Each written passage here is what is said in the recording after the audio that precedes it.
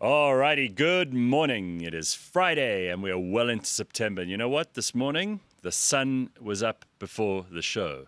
Always a good sign. Means we're heading into summer. I mean, there's no doubt about that now, right? I hope you had a good week. I see a comment here being made by Bitcoin Bud. Having the Friday show without the Monday and the Wednesdays put a hole in my daily news schedule. Well, I think we got too much news. I think there's so much going on in the world and it's overwhelming, and actually we probably all need a bit of a news detox. And what a week it's been. Very big news for feminists and for cuck men all over South Africa. Apparently, I know Flex and James are very excited about this. Apparently, guys, you can now take your wife's surname. So I know you've been waiting for that. That's why you've been holding off on marriage. But here it is finally for all those guys who have extremely tight vaginas.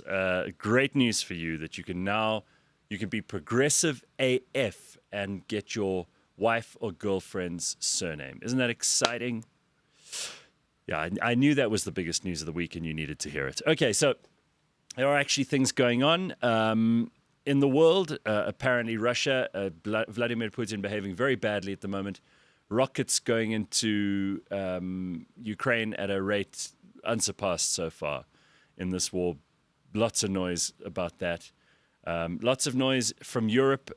Britain is going through all kinds of very, very ugly gymnastics to try and extricate itself from what has essentially become like an elite project at the top of British political society. This elite project is something no one in Britain wants, but they've been forced to just accept it. They've been forced to abandon all the things that they thought Britain was about, the ordinary people in Britain, because their political leaders have decided it's a great idea to just open the floodgates to anyone from any shithole country that wants to go there, and they're bearing the cost.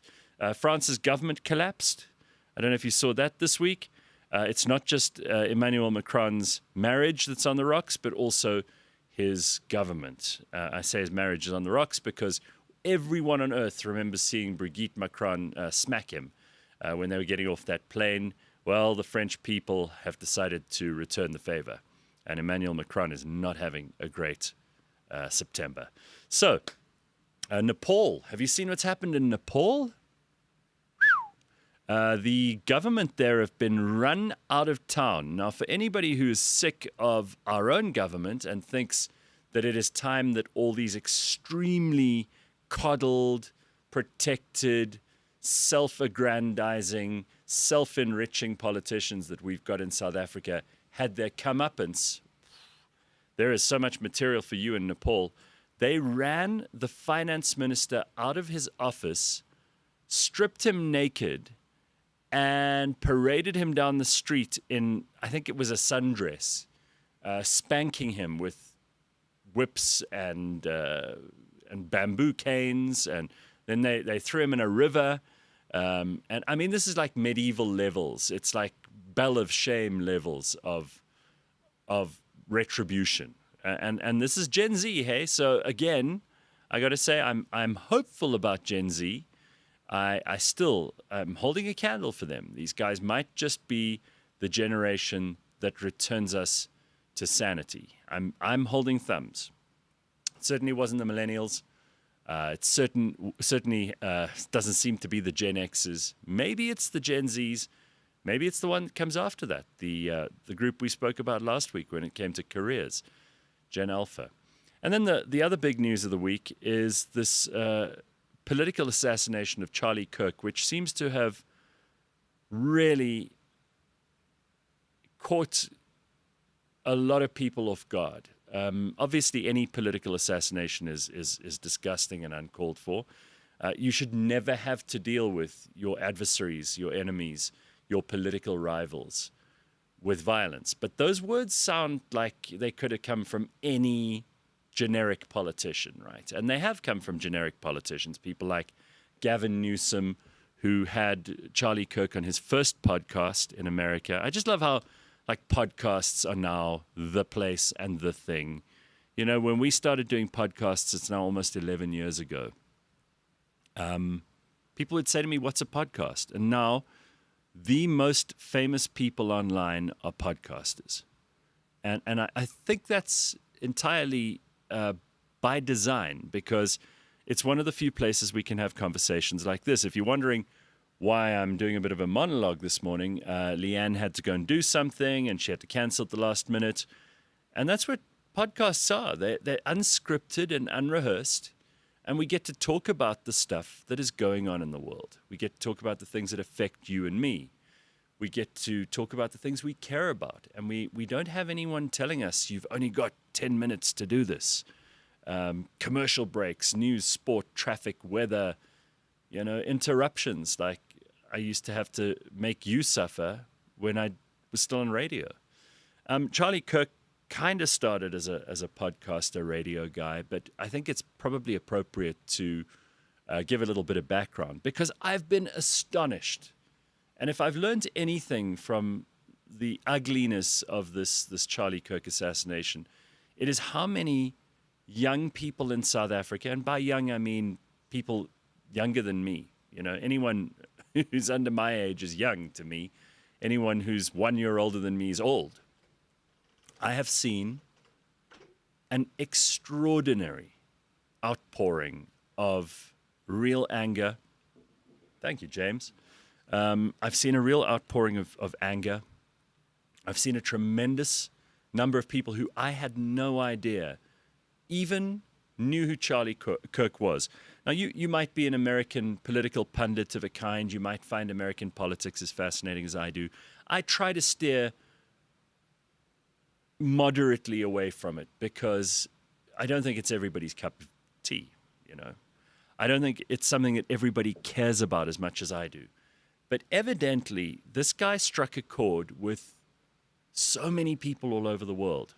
And anyone who's confused by this, let me help you, because there may be people in the South African media who can't believe that they've been in the media business for 20 years or more, and they have 400 people who read their column online, or 100 people who listen to their shitty podcast, or no one's interested in following them on social media. And yet Charlie Kirk had millions of people all over the world, perhaps even hundreds of millions of people all over the world following him and his university, college campus debates, the fact that this guy would go out and speak to anybody, that he was polite, civilized. We'll get to him in a second.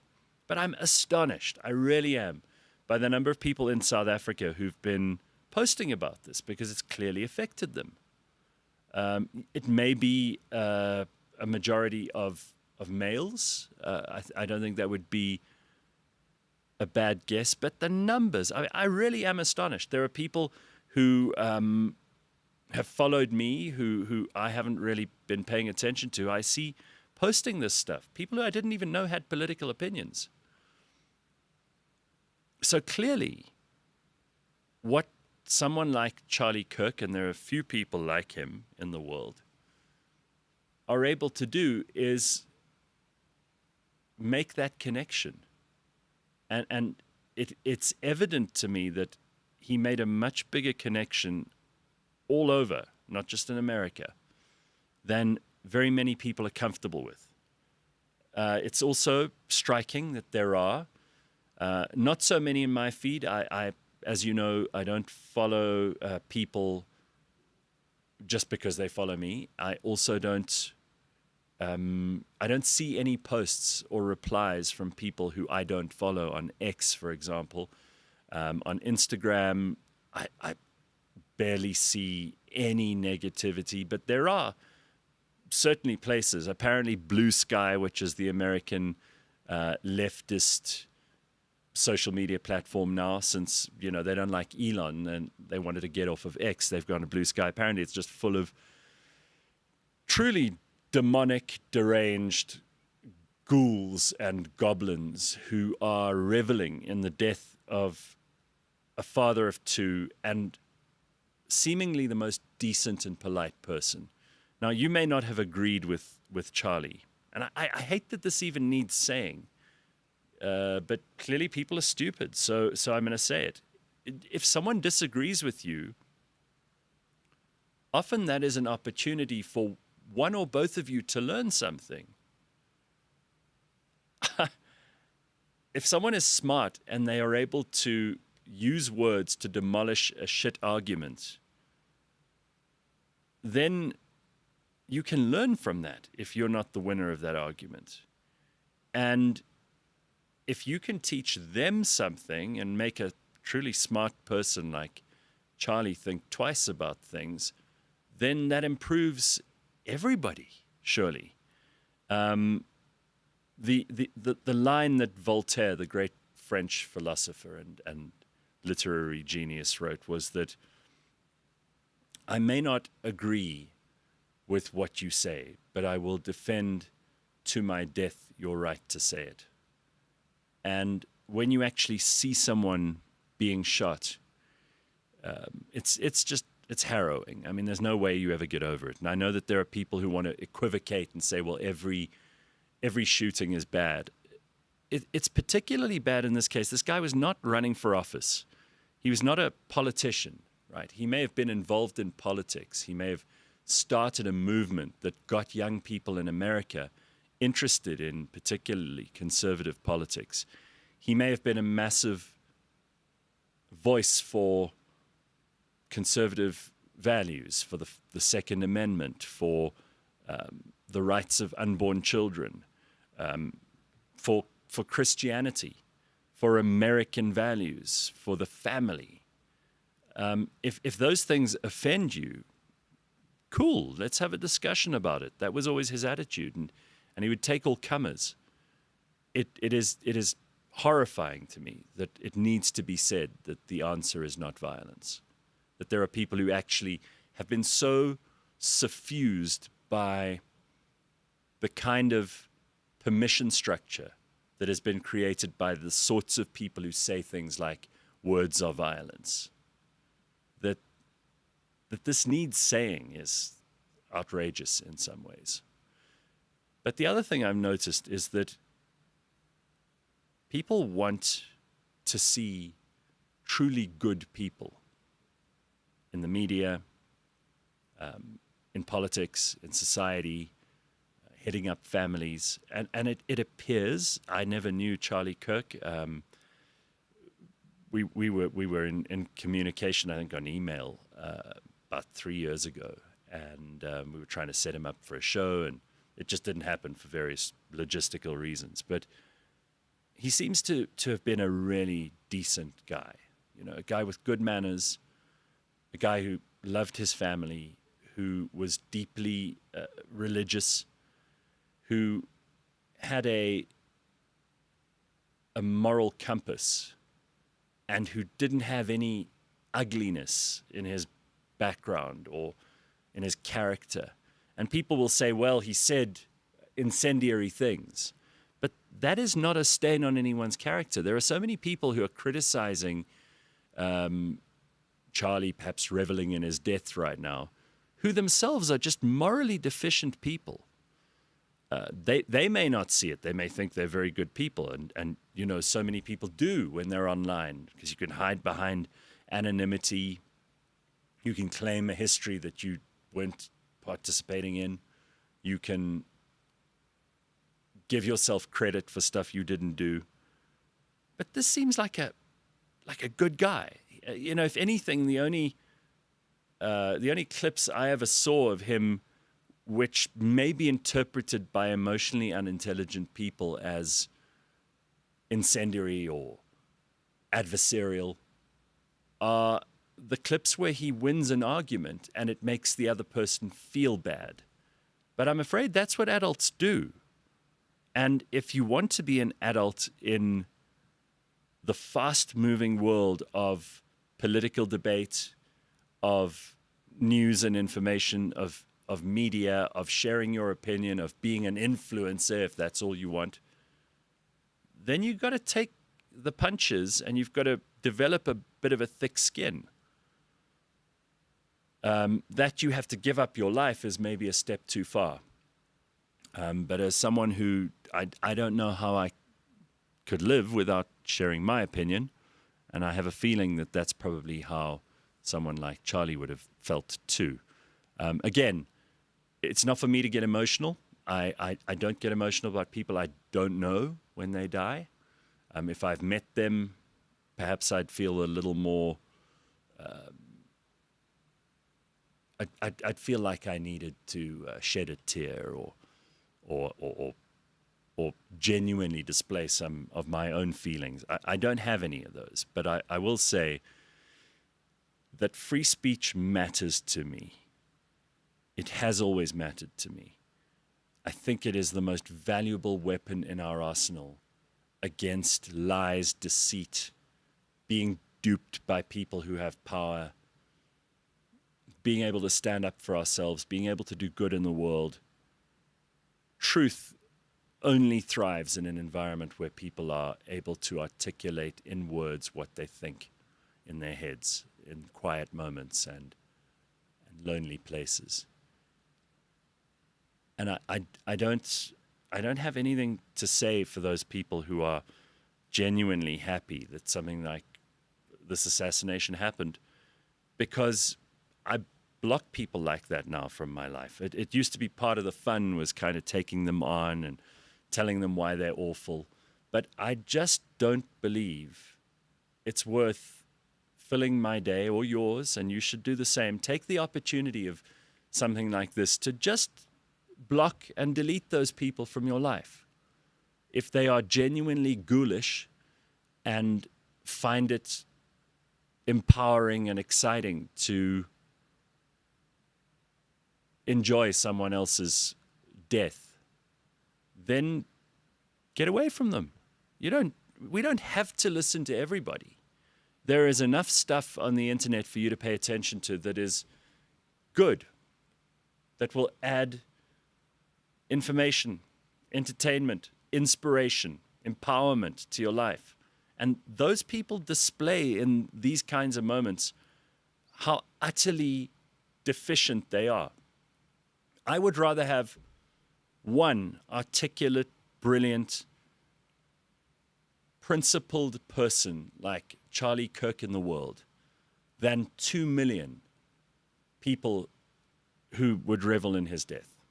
The kind of people who, before the internet, you would have driven past and sprayed mud on while they were muttering to themselves on the side of the road. These are not people worth paying attention to, so just don't do it. I don't want to see any more videos of the actual shooting. I don't know how everybody else feels about this, but I genuinely scrolled really fast past the visuals that were taken. There were so many people with cameras, right? I hope they catch the killer. I don't know anything about this person. We can only guess at their motives, the kind of person who would want to kill someone like Charlie Kirk. By the way, Ramon Cabernac said this in a clip that he put out yesterday. A conservative, but a moderate conservative. I mean, this guy was, dare I say it, milquetoast, right? He wasn't aggressively on the right, and people have called him far right, which I think now, if Charlie Kirk is far right, then call me far right. It's a compliment, right? It must be a good thing if people are calling someone like him far right. It's no longer an insult. I see a lot of comments that I want to get to here. I wanted to block them too, says Kevin. But doesn't that make you just like them? They want to silence anyone who disagrees with them. Isn't it better to engage? So, Kevin, I'll help you with that because it's something that I've really wrestled with. There are people who are so convinced of their moral superiority. There are people who are so convinced that they're the good guys in every story that you cannot have an argument with those people in good faith. They don't believe in good faith. They think if you don't agree with them that you're evil. They are exactly the kind of people who, if they were, dare I say, brave enough or stupid enough, the kind of people who would pick up a gun and do what was done on September the 10th.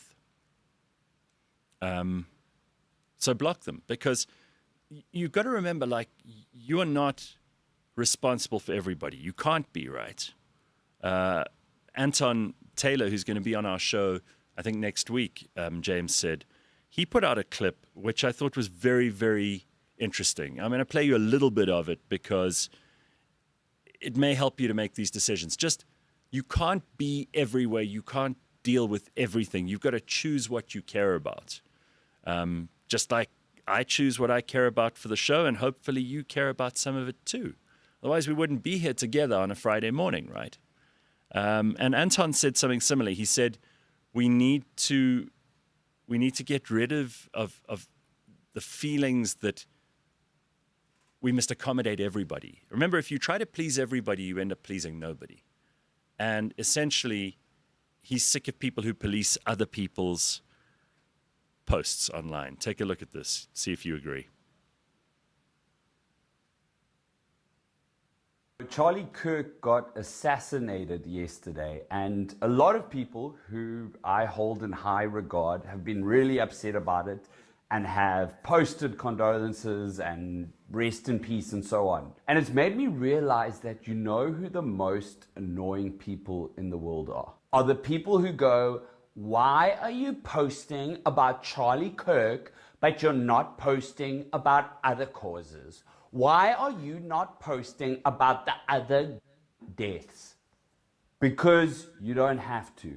Let's be honest. Maybe because you don't care. And that's okay, guys. A human has a certain limited capacity for grief. And we have a certain limited capacity for expressing condolences. Every single day, approximately 150,000 people die.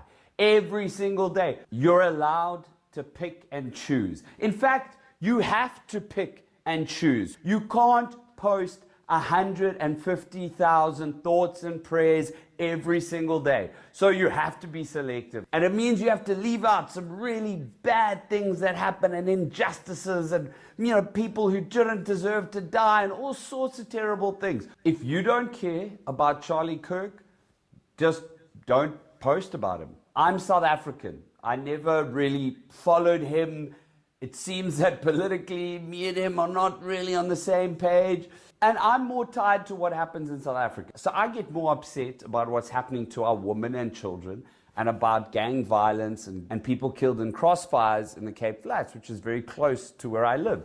But even then, I can't post about every single person who's getting killed in South Africa every day in unjust ways. And so, I've never felt particularly connected to Charlie Kirk.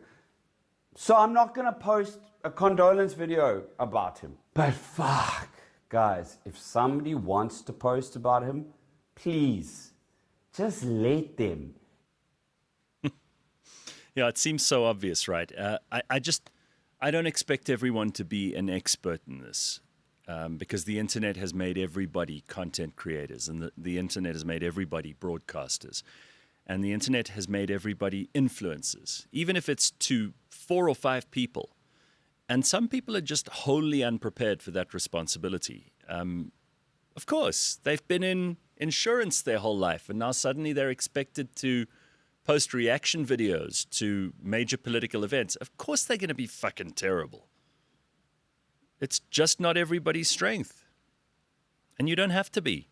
And I agree with Anton. Like, you follow who you want to follow. You pay attention to the people you want to pay attention to. Jesus, that was a bad noise, right? I just want to show you an example of why someone like Charlie Kirk, who was on campuses talking to his adversaries, having debates and conversations, is so important. Why that kind of guy is the wrong guy to eliminate. Because what's going to come next is not going to be as moderate or tolerant. What's going to come next is going to be a whole lot uglier. I hope not. I hope I'm wrong. I don't wish for that. But you reap what you sow. And whoever did this, I don't think entirely understood what they were going to unleash. And you can see it. People are furious. I see lots of people in America. I saw a woman yesterday she's furious. She's like, I've always been a liberal and a Democrat, and seeing what I've just seen now has made me furious. I will never ever support them again. There was a lady who drives a school bus who was talking about the Gen Z kids that she was taking to school yesterday in America. And I don't know if she posts school bus driver videos every day. Again, everyone's a content creator, right? But she said these kids are genuinely upset by this. They were intelligent kids who knew a lot about the kinds of things that Charlie Kirk spoke about. And they're pissed off, she said. This is a bus driver in America listening to the kids' conversations on the way to school. She said that was all they were talking about. So whatever's happened here, it's not all going to be good after this. There's going to be a lot of political ramifications which are not going to be controlled by anyone. The left in America is out of control. And they are particularly out of control if they're getting people like Charlie Kirk in their sights. This guy was an asset to the left and the right in America because he was bringing people together to talk. This is the wrong guy to have taken out. Just watch this quickly to see how he was asked how would he debate with a leftist.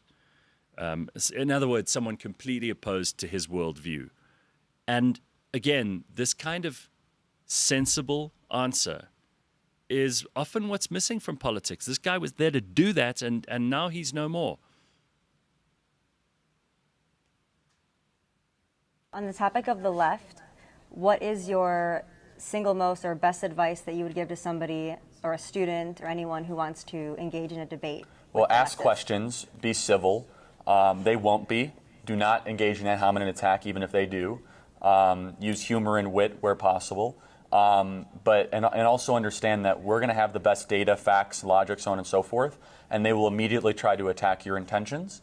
And if they say they have good intentions, then there's no way that they can possibly be a leftist, because the leftist wants to destroy America as we know it. Liberals actually might want to preserve America. They just have a different way to interpret it. Leftists want the complete and fundamental destruction of Western civilization in this country.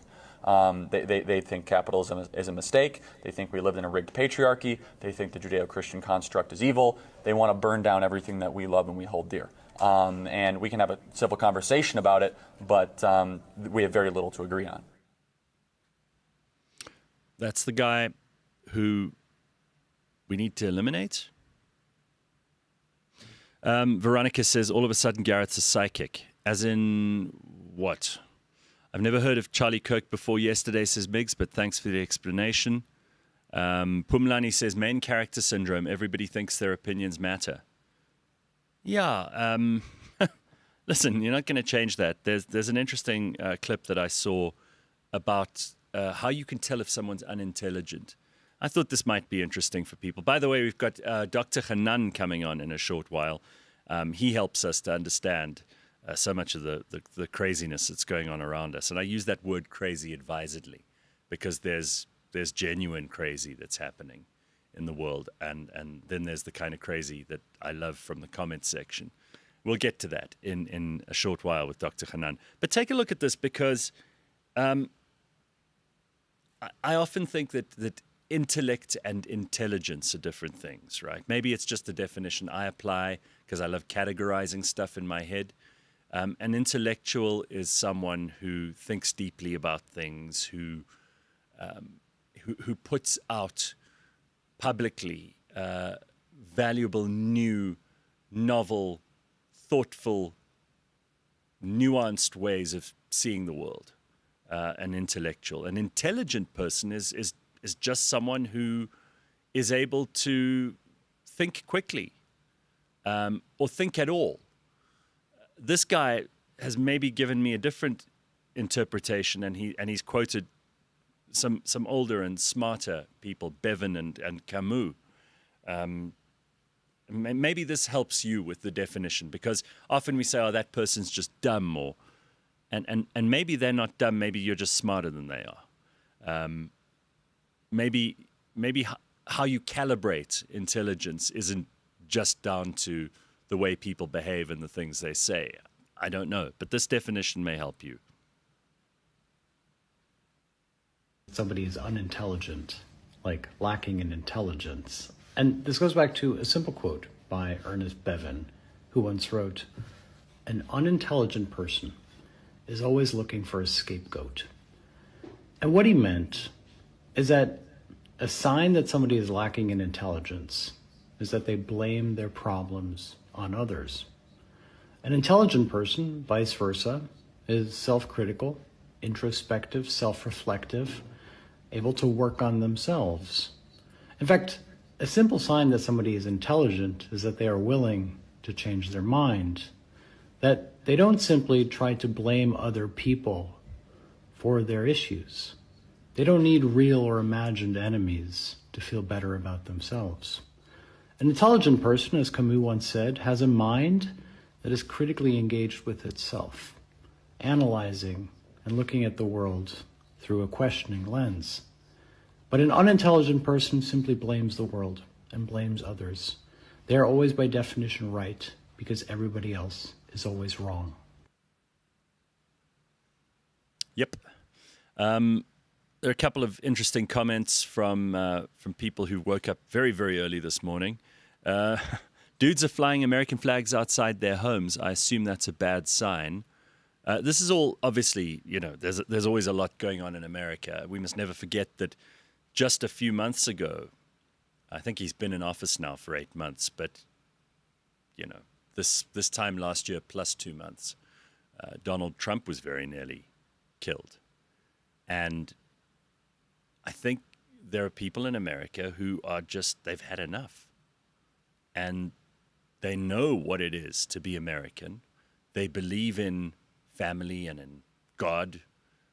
And then they're not going to allow an insane group on the left or the right to dictate the terms of engagement anymore. It's just not going to work. So where this leads, I don't know, but I don't somehow think it's going to be a good place. Durban Dope says, I love Charlie Kirk because of his calmness under fire when lefties had idiotic arguments, just so logical. Again, we need people who can explain complex things in a simple way, who can make sense, who can dig into the substance of things. I love that. In South Africa, I read an article just this week that I thought was substantial. A guy called Fulofelo, who's written about the ANC. It was in the Daily Maverick. And in a rare turn of events, the Daily Maverick wrote, well, they didn't write it, but this author wrote something on their platform, which I thought was deeply insightful about how the ANC is just falling apart inside. Those are the kind of people we need in the world. People who can make sense of stuff for the rest of us. We don't all have time to, delve into the internal politics of a major political party in South Africa. It's too complicated. There are too many distractions. Even if you're interested in the subject and can focus on it for long enough, inside of the ANC, it's all a big mystery because most people don't actually know what they stand for and are complete opportunists, right? So a guy like that really helps make sense of it for you. Those are people who we need to pay attention to. And the noise of the online world can be extraordinarily worthless and distracting, particularly when it comes to people just pouring out their feelings the whole time. An eye for an eye is about to get popular, says Bitcoin. But, well, you see, this is my concern, is that the sort of person that Charlie Kirk was as a moderate is not the kind of person who's going to come after that. Because why would moderate people stay moderate if being moderate gets you shot on a campus in Utah? They will go to extremes. They'll go more to the left or more to the right and probably become a whole lot less logical. Mobile says, Gareth, I'm disappointed you think Charlie was a good debater or anything close to being good. Charlie Kirk is a white version of Dr. Umar Johnson. I'm not familiar with Dr. Umar Johnson. but he was a good debater. And remember, he was debating with college kids in America. American universities are expensive, and they are considered, by and large, they're obviously terrible ones, but by and large, they're considered among the best universities in the world. They were churning out extraordinarily stupid people. Charlie never had a university degree. He didn't study after school at all. He went straight into work, founded Turning Point USA. And this guy was so much better at arguing than any of his interlocutors. I never saw, and I'm sure that there were occasions where he lost the argument, where he was successfully debated out of something, or someone who had a point of view that he differed with made a few good points. I didn't see any of that evidence in any of the... And by the way, I was not a massive Charlie Kirk follower before this either. I certainly saw some of his stuff, but it's not like I was looking for it. And maybe people can enlighten me if I've missed out on something. Nobile says, he got owned by Oxford Union students, lol. Come on. No. That I saw, and he was not owned. He was absolutely not owned by... In fact, the Oxford Union students have shamed themselves on every occasion I have seen them debate anyone from the American right. They're unmoored from principle in every way, and they rely so absolutely on demolishing the character of the person they're arguing with, and of inferring bad intentions from them, that the facts almost disappear into the back of their minds while they're doing it. Gareth, your take on Ridi Tlabi. I don't follow Ridi, so I don't see her stuff. I believe she said that something to the extent that Charlie Kirk deserved, he had it coming because he believed in Second Amendment. Let's be clear, a gun didn't get up and shoot Charlie Kirk in the neck. A crazy leftist must have done it. There's no other person, no one in his own conservative movement would have done this, right? We can only assume. Now, we'll wait until they find the killer. But this person obviously lived in a permission structure where words are violence and it is okay to kill your political opponent rather than argue with them. That's not a gun. It's not a Second Amendment thing. So in that respect, I don't think she has any valid point to make. I do think she should be careful, because the American Secretary of State is looking for reasons to deport people. And Ridi is there on a visa. And I certainly don't think that you should be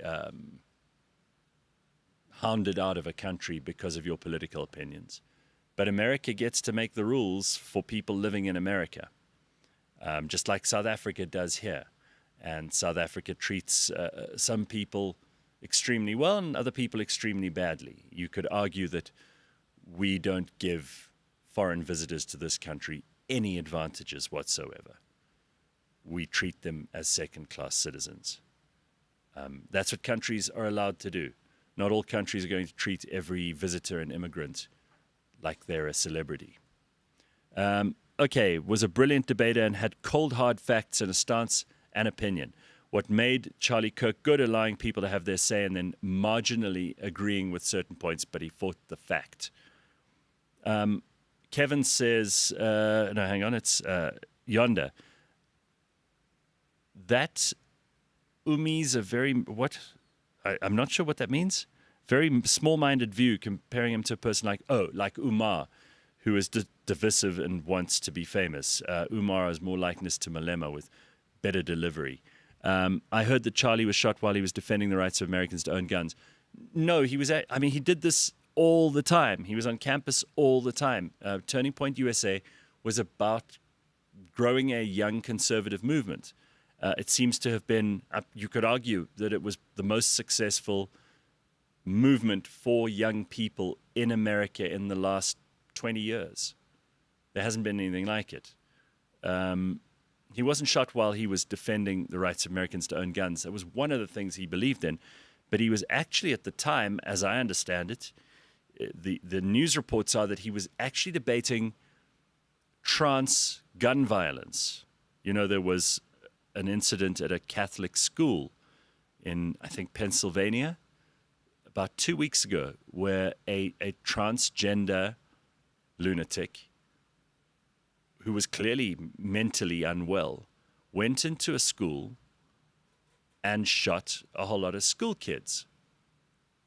I think we have to be honest about the fact that if a certain demographic is suicidal, prone to violence, unstable, we need to pay special attention to not allowing that demographic to get their hands on deadly weapons. And the trans community, by their own admission, have a high propensity for suicide.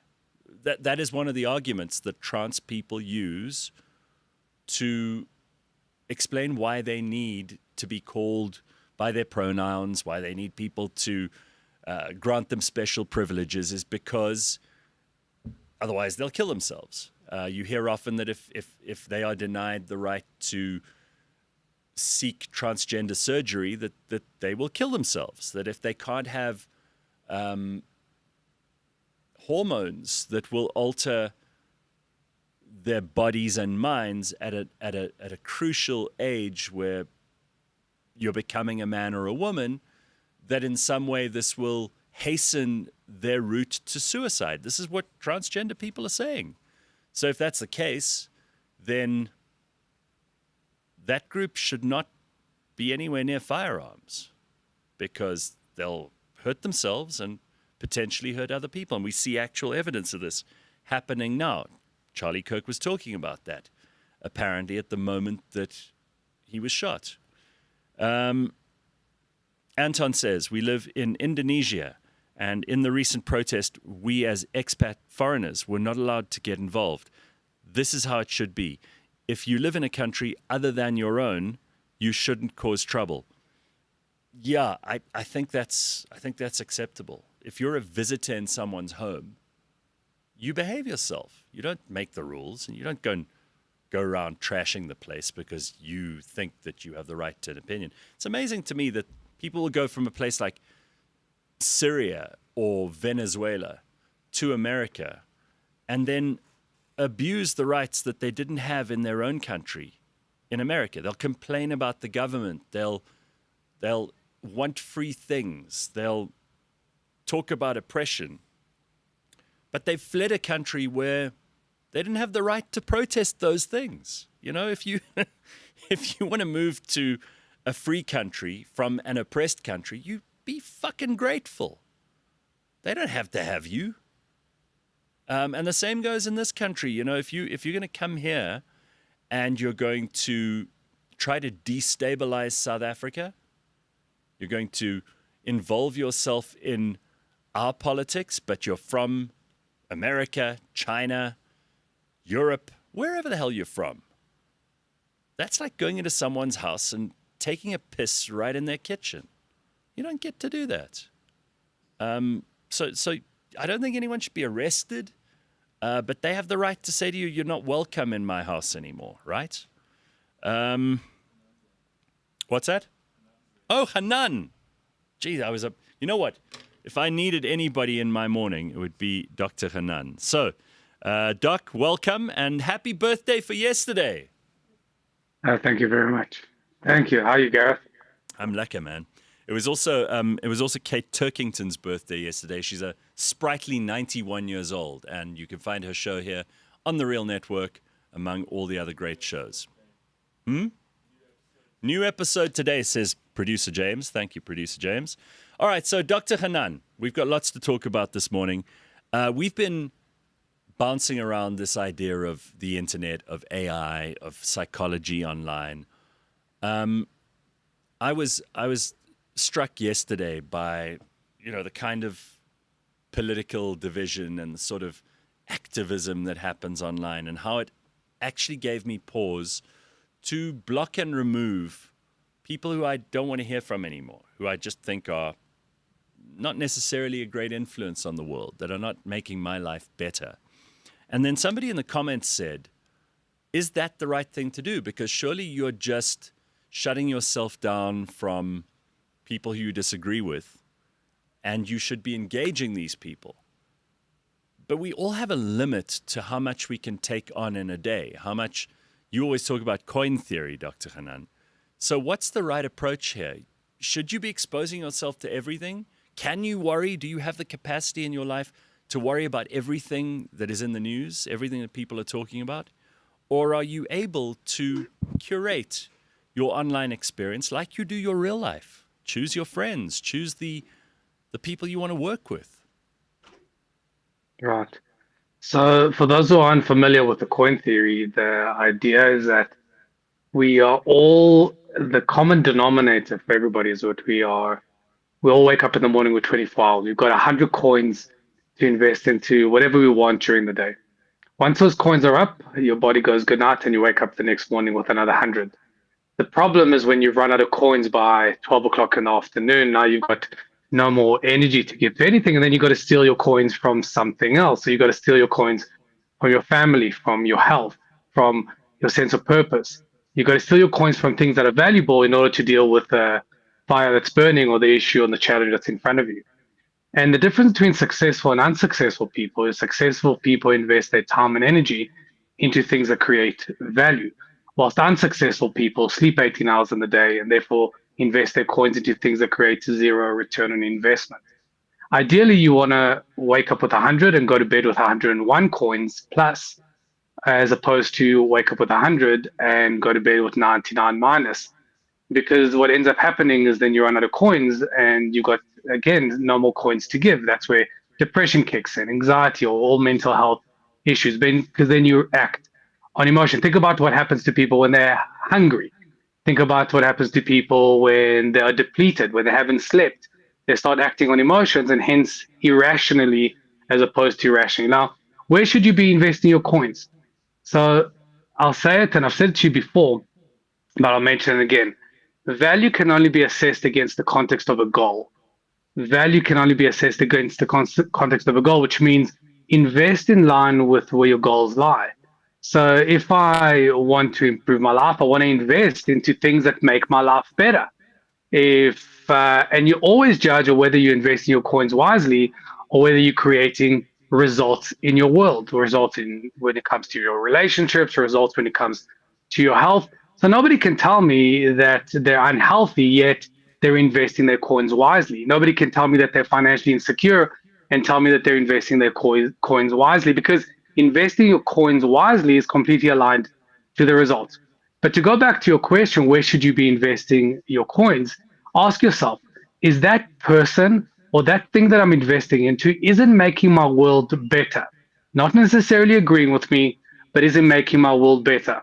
I'm prepared to engage with anybody over a civil debate, over a civil conversation that will leave me better. I don't mind anybody or having a conversation with anyone that disagrees with me as long as I leave the conversation better than when I started. So it's not about agreeing or disagreeing with me. It's about making my world better. And if you feel that somebody is engaging in your world that makes you worse, leaves you worse off, then they're not worth the investment and time and limited energy that you have in investing in your day. Yeah, I mean, Hermine says in the comments, do you mean like fucks given? At around 12 every day, I have to run out of both coins and fucks that I have to give. So maybe it's the same thing, Doc. Same but different, yes. Yeah. You also can't be, and I know that there are people who always want to appear to be good and that they're the good person online. I mean, I jokingly had a go at one of our listeners, Donna, last week because she was trying to make a comment about some story. And I said, yes, you want everybody to think you're a good person. And there seems to be pressure online. For some reason, some people really want to appear like they are morally and ethically good to complete strangers. And they will expend a tremendous amount of energy trying to achieve that totally unimportant goal. But it's important to people. Yeah. They want to be seen to, oh, I'm so sorry about that earthquake in Kathmandu.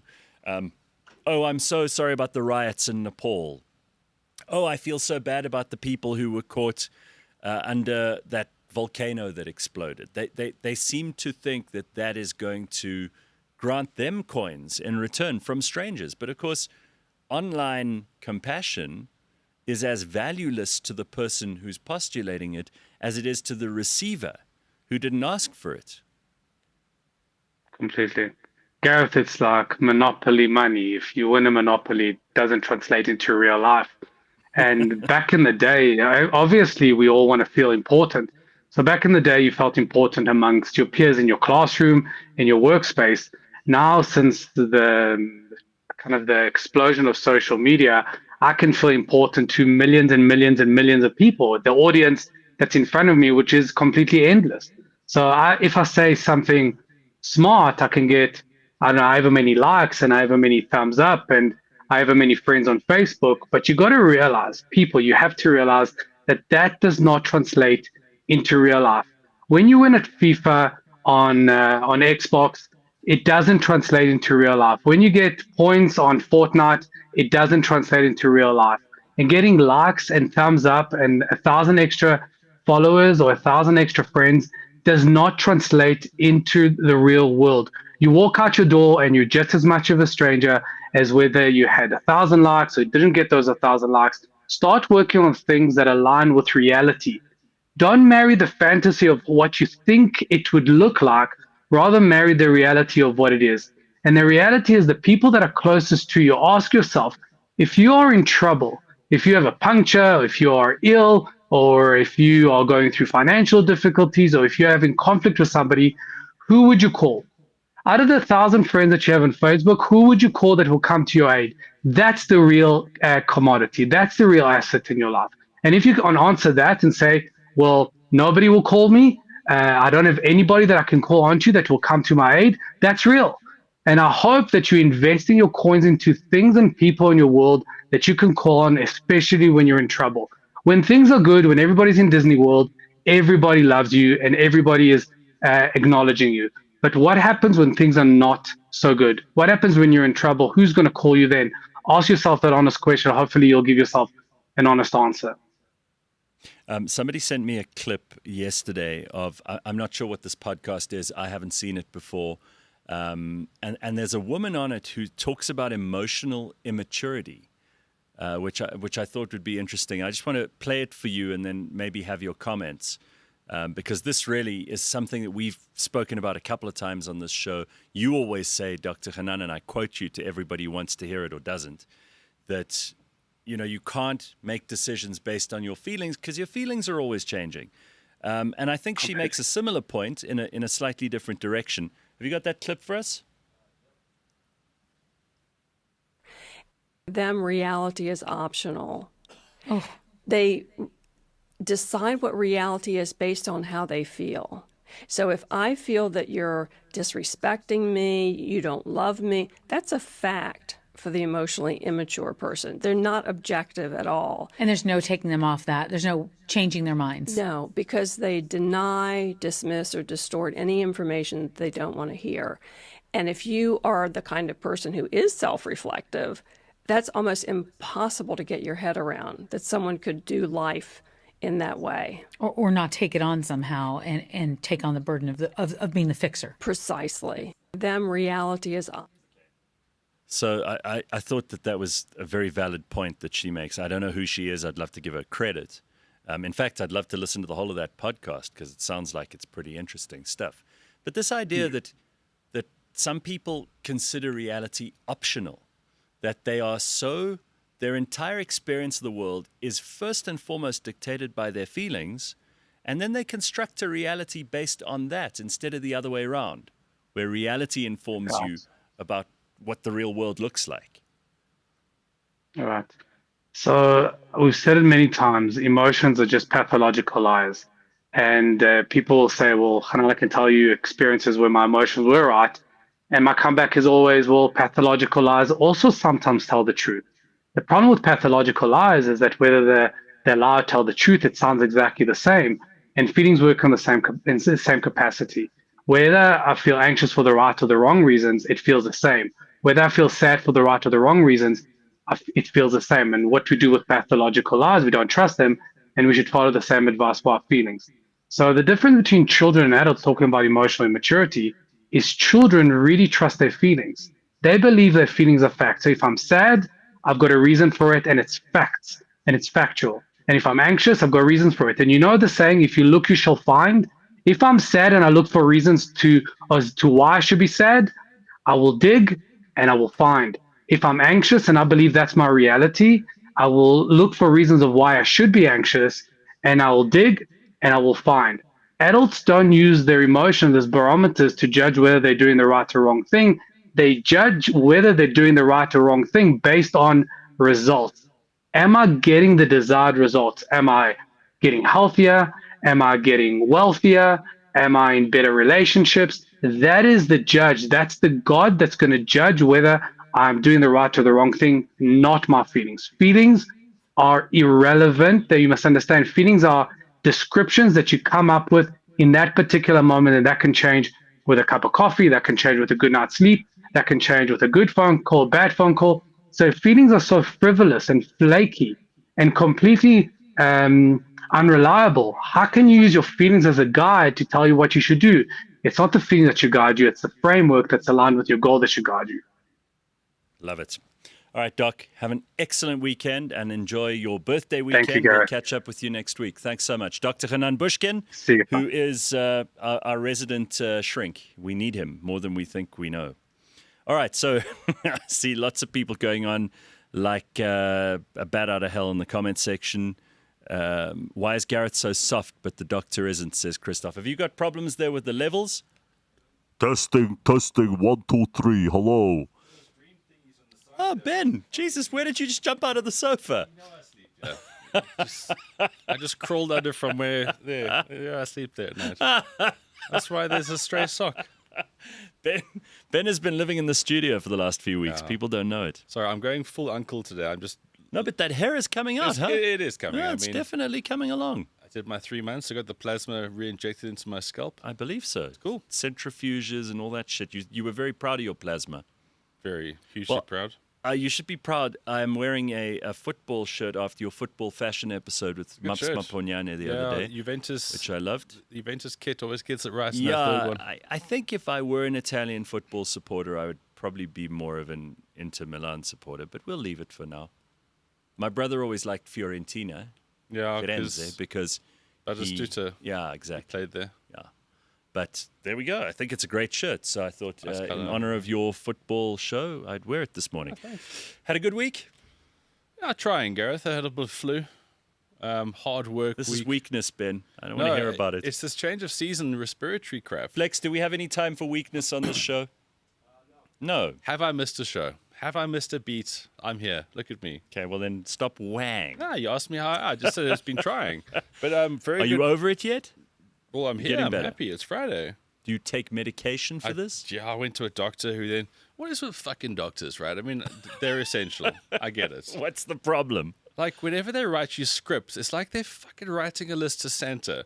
And then, I'd also want this. And I also... And what about this? So how many meds did this guy or girl prescribe? Fucking many. Oh, really? I mean, he Pills, sprays... Look, he obviously knows what he's doing. He got it right. And the big thing with this time of year, a lot of the time, is respiratory stuff, right? So he gave me this nasal rinse thing. But he gave me sachets for a whole month. It's like, dude, I've had 3 already and I'm pretty good. Oh, and then save them for the next time. This is where my mind's at. But then he's put on like a nebulizer something. These pods.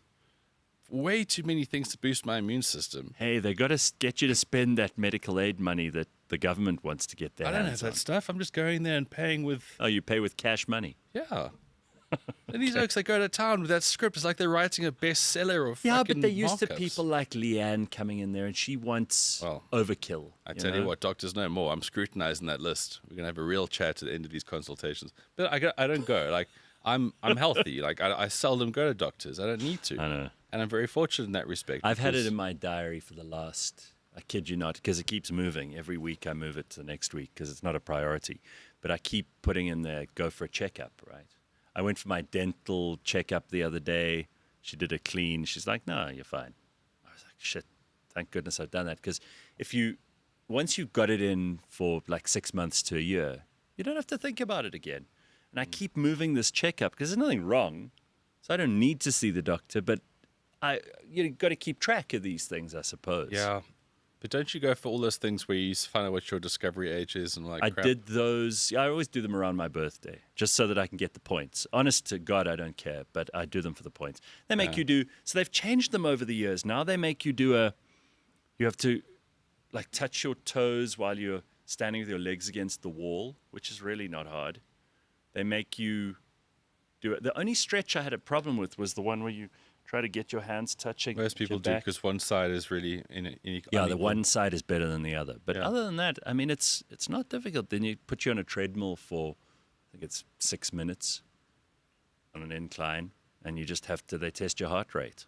Yeah, I mean, we should all do this because you got to think yourself like a car. You got to service your car. You got to check the oil every now and again. Going to gym regularly like you do is one way of doing that. Yeah, but I do think there are people who keep moving the checkup because they're not worried about anything, That's like me. thing. And then there are people who are looking for something to be wrong.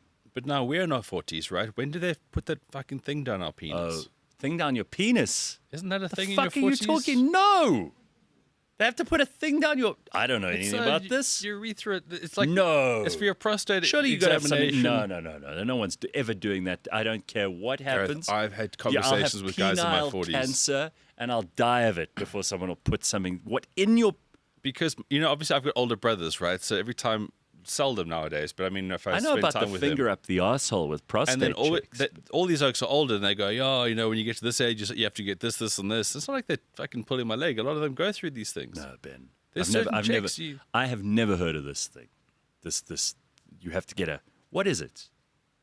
I know guys have What do they ever need to put a thing up your... They hold it down there, and they're searching for something. Because once you get to, like, in your 40s onwards, it's a thing. I don't know. I'm not running up to this one. Viasen says, Ben, what the fuck? See? It's not just me. I've had lots of conversations like this. Bitcoin Butt says, Big Pharma are knocking on Ben's door. The doc saw the hair transplant and saw money. Yeah, fuck those oaks. You guys talk about Kirk, but what about Van Niekerk? Are you talking about Boa Van Niekerk, the lawyer? Yeah, I mean, that was less recent. But again, this is a guy who's an insolvency lawyer, and he was taken out. He was clearly assassinated by somebody. I don't know a lot about the story. Friends of mine are lawyers and knew him. Said he was an absolutely upstanding human being. You cannot solve a problem by taking someone out of the equation. It just doesn't. Not today, because the internet's forever, and there are paper trails and. If you're a crook and you think that just eliminating someone is going to get you off scot-free, that's not how it works. Well, it's the whole cliche of, sending a message. And that's what these fucktards think they can do. Is like they send a message because they're so powerful. But they're not. They're just cowards. They're pieces of shit. And ultimately, they'll be judged. And sometimes, to the point of that Ukrainian woman on the train who was killed by that monster, to Charlie Kirk, to... Boa Van Niekerk, to so many other people who have been assassinated for whatever reason. Some of them were public figures. Some of them were just ordinary citizens just going about their business. But what you often do in those situations, you turn someone into a martyr. And remember, if you don't like somebody, let's say for their political opinions, and they are then killed, very often...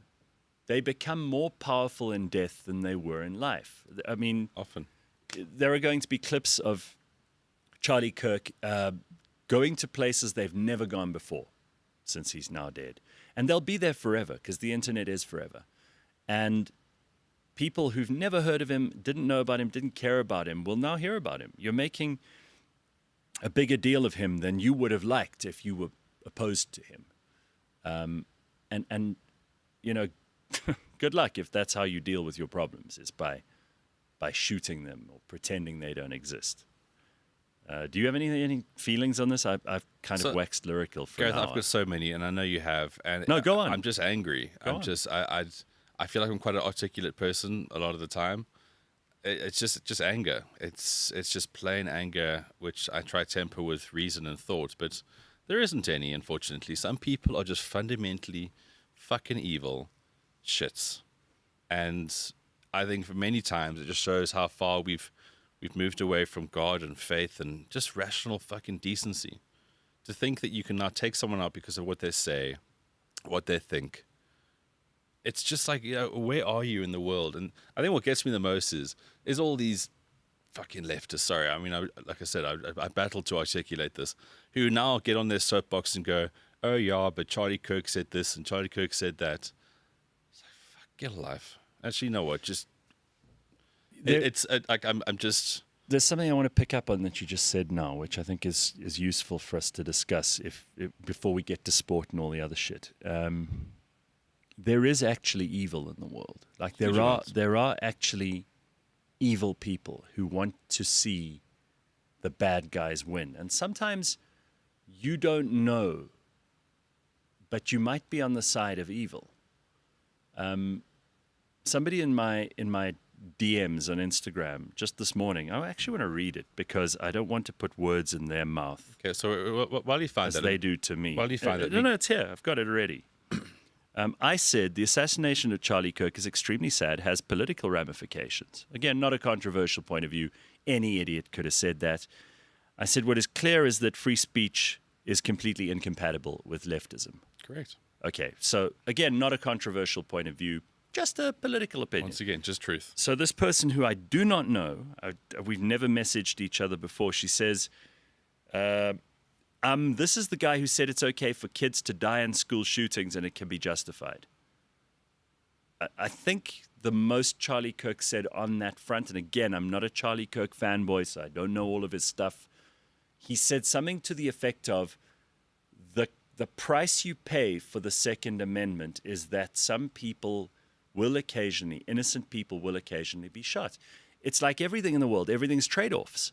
Again, not an unreasonable opinion, not someone who's saying go school shootings. But this person, I'm not going to mention their name because they don't need to be hauled over the coals just for sending me a message. Then says, a little ironic he died by gun violence, which he condoned. I don't think anyone who's a supporter of the Second Amendment condones gun violence. No. You know, Alexandria Ocasio-Cortez, who is by no means a person on the right. She is as left as they come. She took the opportunity. She took the opportunity of this tragic situation in America to criticize the right to own and bear firearms. Again, it's not a gun that killed him. It is a person who wielded that gun, who had been granted a permission structure by the left that words are violence and you can respond with actual violence to something you disagree with. That's the evil, to go back to your point, at the core of this. She says to me further, dude, you have real brains. You're intelligent. How can you say this? Again, because I disagree with her, I must be stupid. By the way, I'm not a leftist. I am center-right. But this guy was a dickhead. So I'm going to say to you on the show, because I'm not going to reply to you. I don't know you. You might be the bad guy. I'm not saying you're evil. But in this, you might be the bad guy. I don't know what your life is like. I don't know how much order or disorder you have in your life. But it appears to me that Charlie Kirk was a fairly ordered human being. He was married. He had very strong religious beliefs and principles, which you can agree or disagree with, but he seems to have had an ordered life. He seems to have loved his wife. He seems to have had 2 happy, healthy children with her. 4 and 1, I think, were their ages. Now they'll grow up without a father. He seems to have been principled in his arguments. He seems to have been polite. He seems to have been the kind of person who you could have had a coffee with and unpacked the problems of the universe and disagreed on a lot and agreed on a lot. He was engaging. It's a quality you don't find with these people. Engaging with people who he did not agree with. Something that very many people, as evidenced by this comment that I just read you now, are not capable of doing. You must be bad if I'm good, and I think I'm good, therefore, if you disagree with me, you must be bad.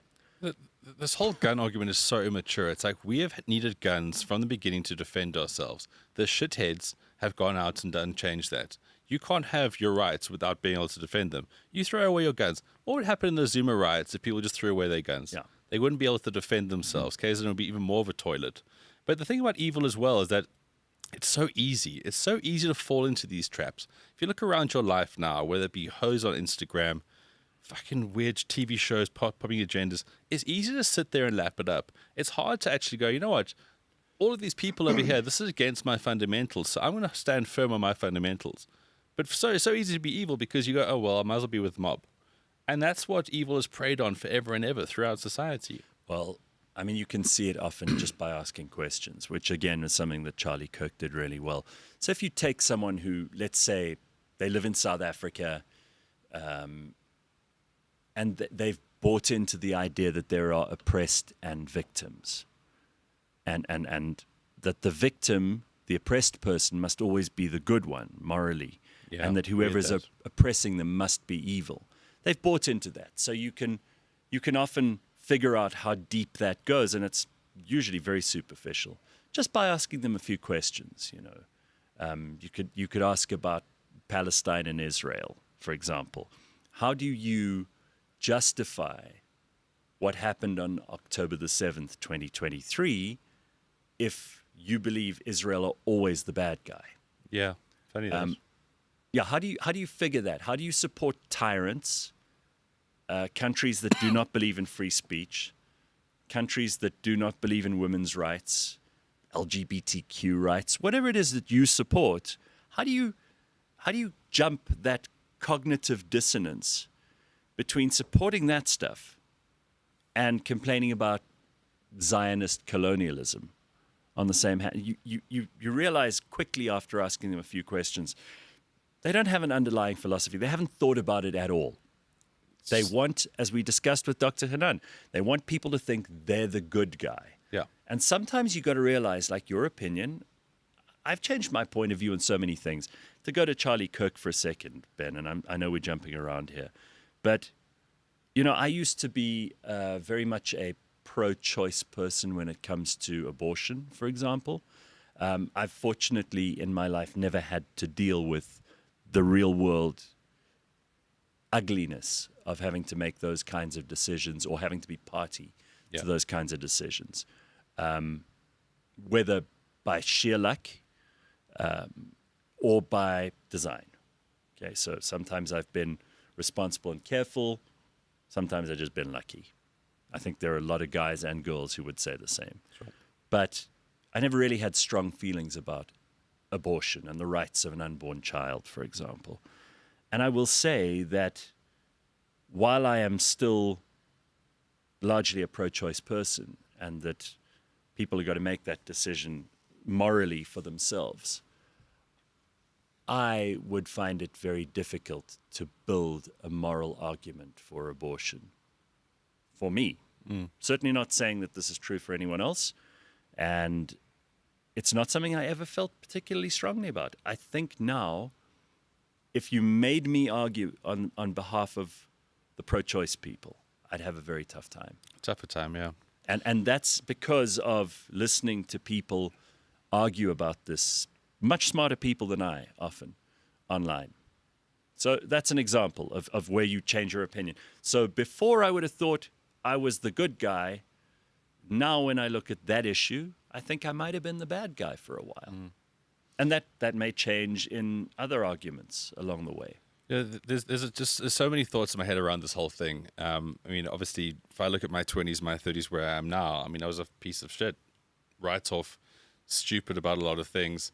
And now I'm in a good place. I've only come to a good place because I've spoken to various people and I've acted on certain things. And I've changed my views on certain things. I've given time to certain issues. That's made me smarter. Here we had a guy who went to campuses, which is basically, I mean, modern academia is like a cancer to the brain for a lot of people, impressionable brainwashing. Youth. And here you've got a guy who just wants to be able to say, look, there's got to be a balance with these things. and that guy gets shot, that guy gets killed. And I look at this and I go, here's a guy who's going out there to engage with people, and he gets shot. And a part of me is thinking, and again, maybe it's just my DNA rooted in many, many years ago. It's like, I'm tired of talking. I actually want to fight. Like, I want to go fuck things up. And I know this is just a parting thing. It's a feeling. Interesting, by the way. I know there were a lot of comparisons made with Elena, the woman on the train who was stabbed by that guy. There are people who are comparing the Charlie Kirk assassination to the George Floyd killing. It's interesting to note that Charlie Kirk was held in very high esteem by many people, many millions of people on the right. There has not been, I don't know if you can prove me wrong, please, if you have any info, bring it. I don't think there's been a riot. I don't think anyone's broken into a store, stolen a TV, burnt a fucking building down. But this is, yeah. I don't know that anything like that has happened. I've seen prayer vigils. Yeah. I've seen people gathering in places to honor Charlie's memory or whatever. I don't see people behaving like wild animals because one of their people have been killed. I don't see that happening. Yeah. So what one side reacts a certain way when someone dies, the other side behaves completely differently, and one is clearly better than the other. Okay, but they're not the same. Which is the side that continues to get ridiculed, continues to get put down, continues to have hate speech leveled them at all stages? Hitler, you're Nazi. It's the rational side, right? The ones that don't fuck things up. Yeah. That side is constantly belittled. It's constantly okay to put them down, marginalize them. So you're saying you've had enough? I'm saying, isn't it just a bit fucking weird how the people who act up in life, and again, this isn't a race thing, this isn't a class thing, there seems to be a variety of people under various umbrellas, call them what you want, leftists, whatever. How is it that they get the most respect because they act like the most petulant out of all of them? They keep fucking things up. Because the slightest thing that goes against them, because they'll burn something. The child that screams gets their parents' attention. And we've infantilized adults to the point where the bigger noise they make, the more upset they are, the more feelings, to go back to Dr. Hanan, they display like an out-of-control psych patient, the more important they are. This is what we get rewarded. It's perverse incentives thanks to the internet. It's fucking ridiculous. Like, look, I don't want to go out and steal a TV and burn something because I cherish other people's property. I respect that. But there's got to be a turning point with this. Like, enough's enough. Like, it's just unfortunately the world is cast on two sides. It's very, very clear. And in incidents like this, and again, like I said, I'm just angry right now, so I'm probably not making the most sense. But it's very clear there's two sides. And I'm just so tired of the one side being placid, taking on the cheek.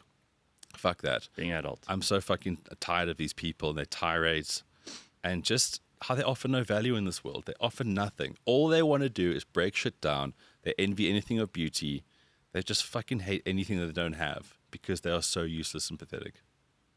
I found a guy online who is pretty much one of the best at insulting people. You got that insult guy video? Because here's a woman who's she's upset with, I don't know, MAGA people or something, and I mean you got to see her to understand the insults that come afterwards. But maybe this will make you feel a little bit better, Ben. Let him say what so many of us are thinking. So here we go.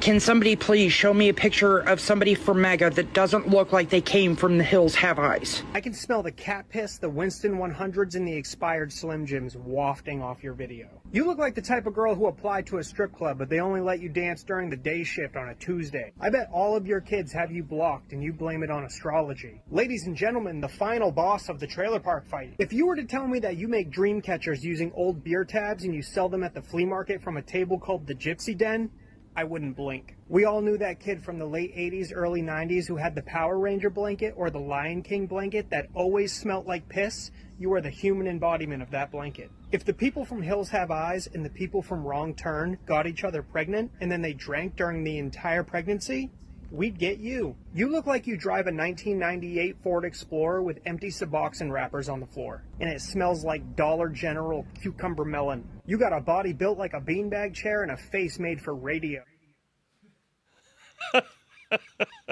As mean as that guy is being there, I tell you what, he's a nice oak. Yeah, I think he's a nice I oak. tell you that oak would pull you out of a car wreck and a fire. So far, I think I'm building up a list of my favorite people on the internet. Because, you know, the internet's like everything else. If you, again, to go back to something we discussed with Dr. Hanan this morning, if you can curate a list of people who make you smile and laugh and think, and you only follow those people, the internet can be wonderful. And I thought of that woman who was so angry that that Australian Aboriginal She's woman, great. who, Yeah. fucking government. I mean, I love her. So now She's got principles. Now she comes up every day in my feed, and she's fuming, and there she is. Give her a go. She's great. Let's get her on the show. Fucking government. The English don't protest about England here. The Asians don't protest about China or Japan here. Do they?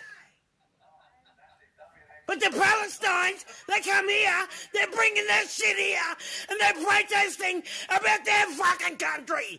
Here, we got our own problems. Fucking idiots.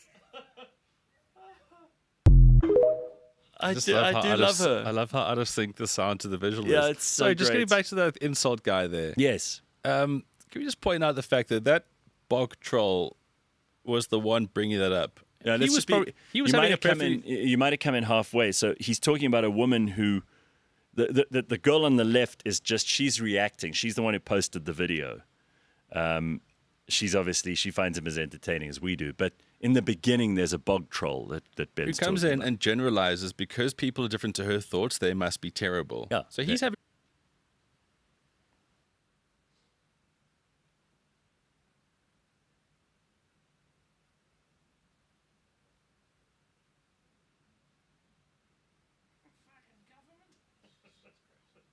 So I follow her now, so I get it daily. She's always fucking fuming about something. That's so great. She has no normal, like she doesn't have. No, we talk. Okay, good. All right, sorry about that. Apparently, James spilt an energy drink down the back of the computer. You know he drinks those things. I'm surprised he doesn't have a holster. Like 1 million grams of taurine or whatever they put in there. I'm surprised James doesn't have a holster on his belt where he's got 200 mils of pure caffeine waiting for him. How many do you do in a day, James? How many of those drinks do you have in a day? So you guys did something fun. We were about to go to sport before we had this rude interruption. Fucking government. So you guys had a long shoot on Tuesday or Wednesday? Yeah, Tuesday. Tuesday for the SA20. SA20 auction. And Gareth, I was going to say, I'm so damn proud of the team here and what they Good. did. Give them some kudos. You know how difficult when you watch things on TV or whatever, these production things, they're hard, hey? It's so hard. Like James and Flex and the rest, everyone, Amos, Marv, Jeepers, we've got quite a long list here. Tion, Norms, Senna, the whole team, we're all there. And from early here, and I had to set the things up, build the things. And the result is this week on The Bounce Show, we had this outside broadcast from the SA20. And the cool thing is that now we're out. Normally when you have a show, you get one guest. So we had Skulk Bezaidnout, we had Anela Ndoda, she was great, she was funny. Shark Cullis joined us, Graham Smith. And we got to chat with all these oaks in this really amazing You said it was event. your favorite show so far. That was Sandile, yeah. He loved it. He got to meet all his Sandile heroes. said it, yeah. Yeah, and I got to say, the SA20 event was just... There are some times in life you go to an event and go, they've just got this right. I know they had lots of money, but they built stuff. And like Marv, being the production guy that he is, he spent so many different moments telling me about this and this and this. It's like they had to build this and that cost this.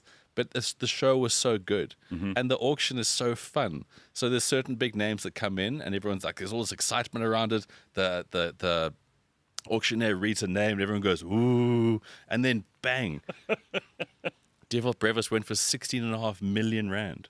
16.5 million rand. That's incredible. Is going to him to go and play a month of cricket in this country. Phenomenal. So yes, we're a third world and our economy is shit and everyone's downtrodden, blah, blah, blah. Say what you Yeah. want that's negative. We have a cricket league that Graham Smith and his team have put together now, which brings all this money to this country. It develops all this local talent.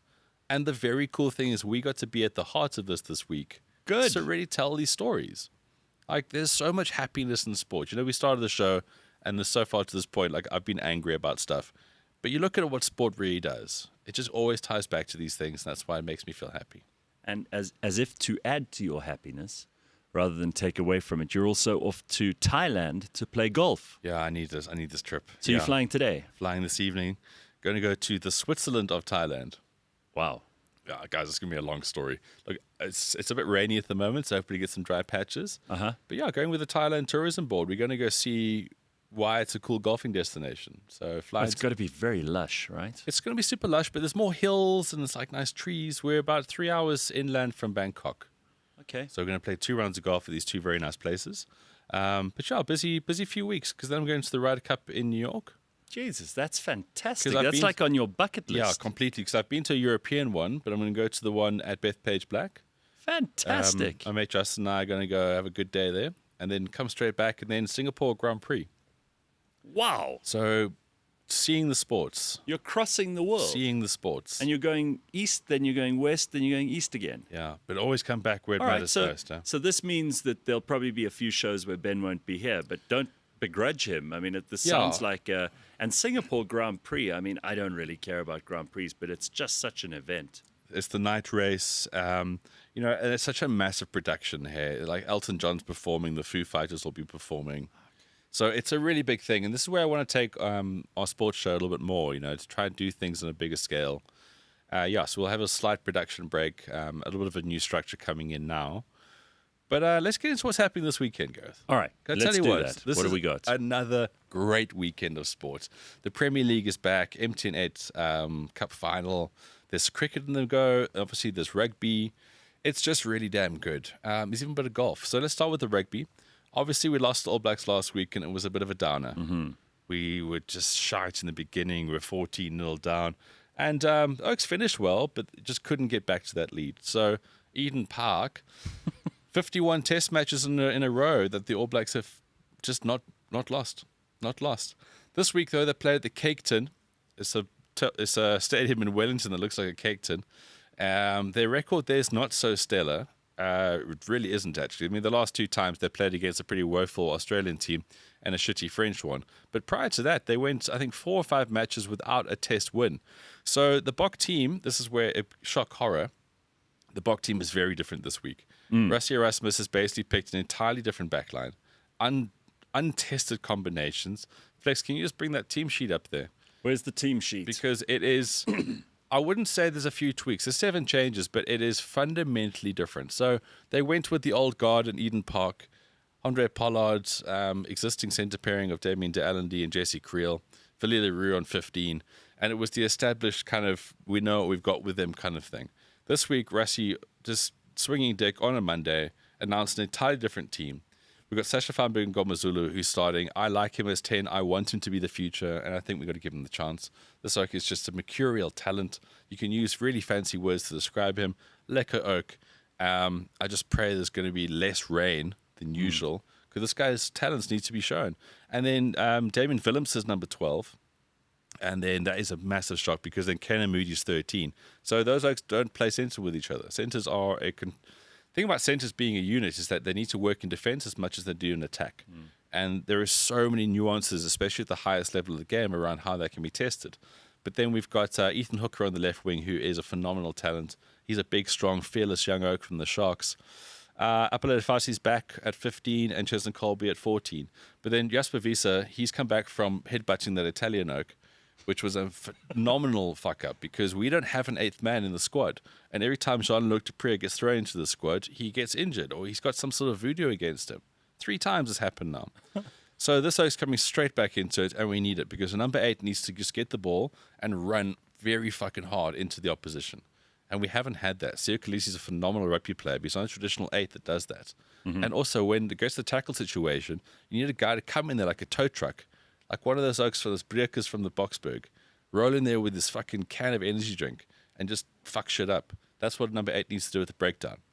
Very impressed. So we're still waiting for Flex and James to put that team sheet up obviously there. typing it. But you just pulled all of that out of Emailing memory. Saru. Yeah, and then there's there it is. Oh, so you had your ears up your ass, producers. So okay. Yeah, so forward pack, there's less place to tinker with the forward pack. It really is. But Eben's going to be out because Eben can't play every match. Yeah. The Oak is just given heart and soul. Eben's the oldest, like 30-something in the world. Like so much mileage in his clock. But put that Bragt jersey on that Oak, and boy, do you see someone who's committed and willing to fight for everybody. So it's a bloody good team. The bench is pretty strong. I think we got some really exciting guys coming off the bench. Especially in the back line. So, people, I made a video after the game last week. Jeepers, they're still fucking sharing it and commenting that I know nothing about rugby. Fuck all you Ergs. I tell you what, the Boks are special. I love them. They're not as good as where we need them to be right now. They're just not. Yeah. They're not as good. And we want them to be the best, or we think they're the best. They're not. They're for various reasons, they're not. But they're still our team. I absolutely love them. And I genuinely feel that this team will have what it takes to win on Saturday. Bitcoin But says, question for Ben, is the mid-air maul still effective now? I don't think we should throw it away just yet. I think it needs to be used smart, in smart places. And credit to the All Blacks. Like, the All Blacks just play a kind of rugby where they get shit right against us. And there's no other way to describe that. The All Blacks are always known for their flair and all that kind of stuff. I think one of the things to applaud the All Blacks... Sorry. It'd be nice about the All Blacks, and I get the last bit of Qatar going on in your I think lungs. One thing that people don't applaud the All Blacks enough about is that how many times they managed to beat the Boks by just doing the simple things right and basically outlasting us. That was them last week. They kicked way more than us. They passed the ball way less. They did less of the play, and that's how you win modern Test matches like that. So well done to them. They were better, even though they haven't got their best team either. Even this week, Cody Taylor went off last week with a concussion. He's their best hooker, phenomenal player. He missed a great chunk of that game last week, and he's going to miss this game. Oaks step up. And I think that's the thing with our guys. The message here is our guys have to step up. But it's a massive day of rugby from start to finish, right? So before that, Australia-Argentina again. That game was an absolute cracker last week in Townsville, actual place. That's an actual... ville in French means town. So it's town. Town. Yeah. How stupid. It's an outskirt place. I think in Queensland it's fucking useless. Townsville. Full of bogans. But, it was a great moment for Australian rugby because basically, and I'm not a great lip reader, but the captain of the Aussies, right? Do you think that woman that shouts and screams, she lives in Townsville, right? Fucking wallabies, go for the fucking try. So the game was tied. I mean, sorry, they were 3 points down. They needed to just get a penalty to tie the game. The captain basically turned to his entire team and he said, listen here, you cunts, we're going to go for a fucking try, we're going to fucking win. Really? And I thought that was a proud moment for Australia. Yes, it that's really was. True Australian, as we It say. was but you could see him, the fire in his eye when they got that penalty. It's like the only thing happening right now is we're scoring 7 points to win this game. And his Aussie roots came out and and they all locked onto it. Like, it was beautiful. It was just so beautiful. So yeah, after the Rugby Championship matches, we get the Women's World Cup. So our ladies are taking on New Zealand. And to be fair, people will take this the wrong way, but they have no chance of winning this match. New Zealand have been great for a very long time. Our ladies are trending in the right direction. They're getting some resources finally. But it's, it's going to be a gulfing class, as we saw even last week when our ladies took on the French team. There's just certain levels to this game right now. But they're going to give their damnedest, hey? And to be able to play on the same day that the Boks play the All Blacks in New Zealand, it's a really cool thing for them. People are very encouraging and... please, don't be so patronizing. But they are. It's just that I know you're giving... You're interested in this. I'm not going to watch the game. I can't watch any of these games because I'm going to be on a plane, unfortunately. And even if I was, I wouldn't watch this game because I have enough sport on my dance card, so to speak. Right. But the cool thing for these ladies is that they get this feeling how the country will love you if you win, because they're wanting you to win, right? Okay. So take that, distill that, and realize that if you're going to commit to this game called rugby, you use that every single day of your life to get to a position where one day you can win. It's not this Saturday, but if it ever happens, it will be the greatest moment of these people's lives and the people who know them.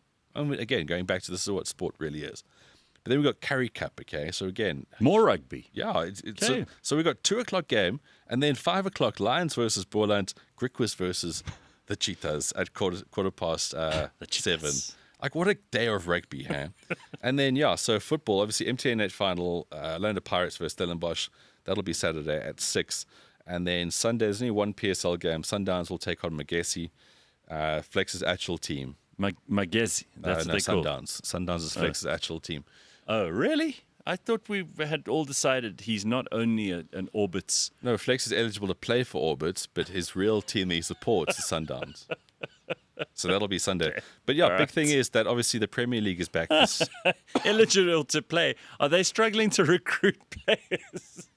Put it this way, if we get here one day and it's just James playing with the tits over there, yeah, Flex is on a team bus driving to Polokwane to go and play against someone. All right, so this weekend... if there's anyone growing up in South Africa today who really wants to be a footballer, that's your opening, man. They need players, right? If that's your dream... Guys, follow your dreams. Chase your dreams. Chase your dreams. Chase your dreams. Flex, I'll make the promos next couple of weeks. You chase your dream. Down the touchline of an Orbit FC game. All right, so yeah, British Premier League. So, there was the international break with the World Cup qualifiers. Yes. Bafana, of course, during that window, they beat Lesotho. They drew with Nigeria. It doesn't look like they're going to get docked those 3 points. We're looking good for the World Cup. So we're going to go to the World Cup. It's looking good. I mean, I saw Shabalala, the guy who scored our goal in the World Cup in 2010. He sometimes goes to the same gym. I mean, I go to different gyms, but he was there, and I saw him in the change rooms, gave him a high five. I mean, that guy's still a hero. And you shouldn't say he should be. And because we were in the World Cup, you recognize him how many years later? It's 15 years on. And I still think... Big stuff, yeah. The World Cup does something special for sport. Even though this one has got too many teams... This whole thing about growing the game, there's various ways to do it. I don't think watering down the major thing. Look, I think Africa deserves more teams in the tournament. When you consider, it gets difficult because if you consider the top countries and where they are and how good they are, the European countries get a lot of players. Makes a lot of sense. But don't just then say, cool, let's have 48 teams. I mean, what next? 62? Have they added more brackets in? Yeah, it's very big and bloated. And I think nowadays you'll see a lot more of these amalgamation bids between various countries hosting the FIFA World Cup. It's weird because it went from a town to now being across Mexico, Canada, and America. Couple of comments for you, Ben, in the comments section. Chris Smith says, isn't it called Townsville-Berg? So just checking. Huge Erection says the Aussie captain has some big balls, always talking about genitalia, is Hugh. Veronica says, Ben, stop flexing your biceps. I am? Well, apparently you're doing that all the time. What? And the Aussie captain was just following the coach's instructions, says Greg. Lots of people who agree with you. For Ben, seeing that he's always commenting and having a dig about James and his relationship, what happened with Ben? Separated, then back together. Did she see through all his bullshit? Who is this person? This is Mike. Very interested in your personal life. Mike, firstly, get fucked. I've said nothing this entire episode about James and getting engaged, which I'm all behind. By the way, I mean, James, we still don't know. He's not revealed the truth. Look, either way, James, I'll be at your bachelor party. I hate bachelor parties, but I'll be there. I'll be the oak that's making sure everyone's getting hammered. I'll chat to the in-laws for you, James. I'm pretty good with the old buggers. Look, I'm here for you. What's Mike, that, James? The whole squad. Okay, you're inviting everybody. Flex, you going to come? No, me neither, so. Flex. Didn't think so. James. See, James. James will have to deal with Ben. See, James, last man standing. Let's not discredit it. Mike. Oh, Veronica says, I did not tell Ben to stop flexing. I would never. So she likes it. I'm not flexing there, Veronica. Sorry. This couch is awkward. I don't know if you guys noticed, but I'm sitting so low and I move a lot, but I'm not flexing. Mike, I shouldn't have any words for you. I'm sorry. That's a long time ago now. I only have positive sentiments for the person that you're alluding to, oddly. I think Mike feels like he wanted to have a relationship with someone he's never met. That's probably what's going on here. Bitcoin But says, James's bachelor, is it going to be at the Grand? Bitcoin But, if you can cash in some Bitcoin, you will be at the Grand. Yeah, you can host it, actually. But on our current sentiments right now, it's probably car park next to where he parks his car every day. Yeah, I think that's it. Yeah, we'll probably have it in the car park down here. James, will you have a ciggy with Flex in the morning? James, it's a working plan. I'm not saying I'm married to it yet. We can workshop it a bit. All right, but back to the sport. Yeah, guys. So English Premier League's back. Okay, so as you can see, I'm in my lovely Arsenal third jersey here. They're going to be taking on Nottingham Forest. Extra bit of spice here is that the old Spurs coach that was given the arse, the Aussie guy, yes, Ange. He's now come in because the Nottingham Forest oak fell out with that fucking owner. So Nottingham Forest, James, remind me which game it was. The Nottingham Forest owner, okay, is this big burly Lebanese guy, I think. He stormed onto the pitch and berated the coach in front of everybody, holding an iPhone 7 like a drug dealer, but like shouting at this poor oak. 7. It was so embarrassing. So since then, relationships have soured to the point now where this oak just suddenly, the coach, the manager of Nottingham Forest, got the flick. Oh. Like recently. Wow. So Ange, the ex-Spurs guy, is now going to go to the Emirates to go play against the traditional rival Arsenal, and that's how we're going to kick off this weekend's previews. Sometimes the off-field stuff is way more entertaining than the on-field stuff. Guys, as I've told you many times, I've never been a football fan. I like that I know more about football now. The amount of conversations it opens, the amount of conversations I'm now part of that I enjoy, it's really cool. Just another selection of games from the weekend. Brentford will host Chelsea at 9 o'clock on Saturday. Sunday we'll see Burnley versus Liverpool at 3. And then the big one for a lot of people is always the banter derby in my mind. It's Man City versus Man United. If Man City lose this game, it's going to be so embarrassing because Pep's he's not in a good place right now. Oh, shame. But Man United are Man United. Flex, a Man United fan, I'm sure he feels very good about this. But Sunday at 5:30. So if you haven't had your fill with all the rugby for the weekend, that game, even as a neutral, is going to be hugely entertaining. And then the Proteas are out again taking names. They're in a 3-match T20 series against England. They won the first one. The second one's going to be tonight at 7:30, and then the third one will be on Sunday at 3:30. And if that is not enough, the BMW Championship at Wentworth is one of the coolest golf events on the DP World Tour throughout the year. All the big names are there. Even the big guys from Liv are playing there, like John Rahm. Wow. Because, Ryder Cup's happening. So this is like Team Europe getting together for this big championship marquee event. And they're going to have some beers, they're going to talk some shit, and they're going to get ready for the big charge to Paige Black. And you're going to be there. I'm going to be there. Guys, again. Bloody hell. Yeah. So much This is bucket sports. list stuff. Yeah, it's going to be. All Live right. your life. Live your Amazing. life. Okay, so lots of sport. In fact, lots of people in the comments saying if you want to feel better, you can listen to the sport for a bit. That's always part of what it does for you. Bitcoin, but going back to James's bachelor's party, we will get a machosha for James's dirty car. Good combo? Good combo? I mean, look, in the spirit of a traditional bachelor party, because James is still so young, I say yes on machosha. I think for my bachelor party,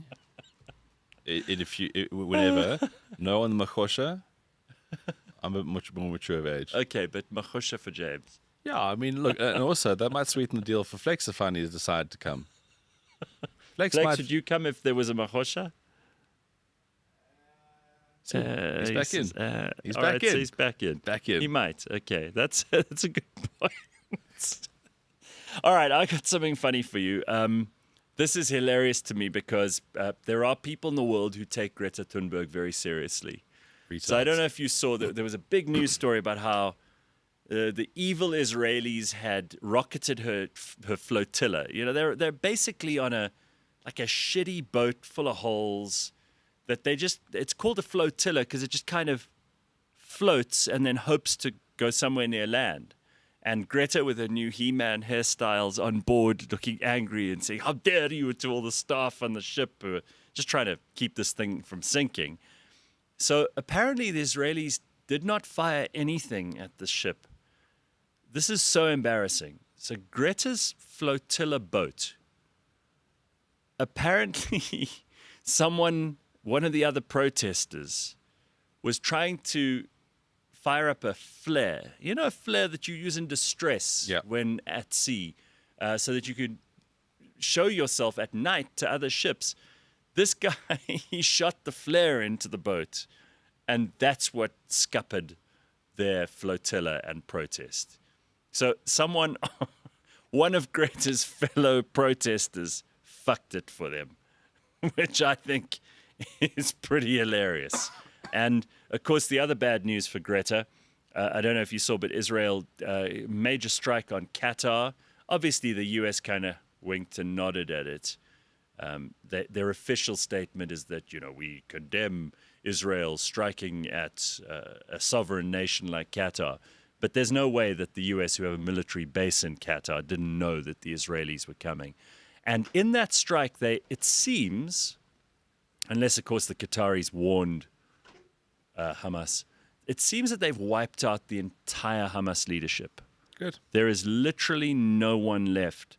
And the bad news for Greta is this kind of makes her the next in line to be Hamas's leader. Sure. So, if she thought the flotilla was bad, life's about to become a whole lot worse for her.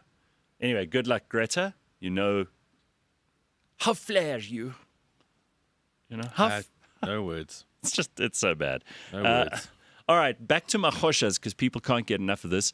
One machosha for how many men doesn't sound plausible. No, but guys, You should get a few of them if it's a party. Imagine everyone sticking in the same one. This is not Bonnie. We're not inviting Bonnie Blue. Who's this? This is Mike Veronica again. Kept Veronica. talking about your biceps. Veronica, we're not looking to It's not an orgy. It's an atmosphere machosha. Yeah. It's not machosha who just dances a bit. It's That's an all we want. atmosphere machosha. It's not a. We're not looking at go down the mines with everybody. I mean, it's just. We're talking about vibes here. Yes, I don't want Veronica to organize our parties. We might end up in jail. Leah says a country which the letter starts in I and ends in L is responsible for this. Leah, what, responsible for the flare going off on Greta's ship? Hell no. Responsible for taking out Hamas's leadership? Yes. I'm not sure what else you're inferring. Bitcoin Bit says, go and look up Bonnie Blue, Veronica. There's lots of different opinions. All right, so I don't know if you've seen Kelly Osbourne.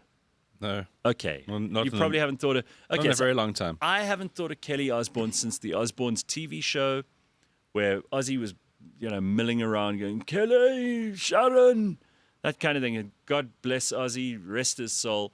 But Kelly was monstrous. She was fat, she was ugly, she had terrible makeup, she wore bad clothes.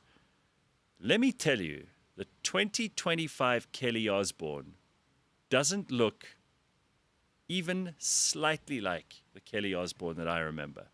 I don't know whether she just bought a brand new head and had it stitched on.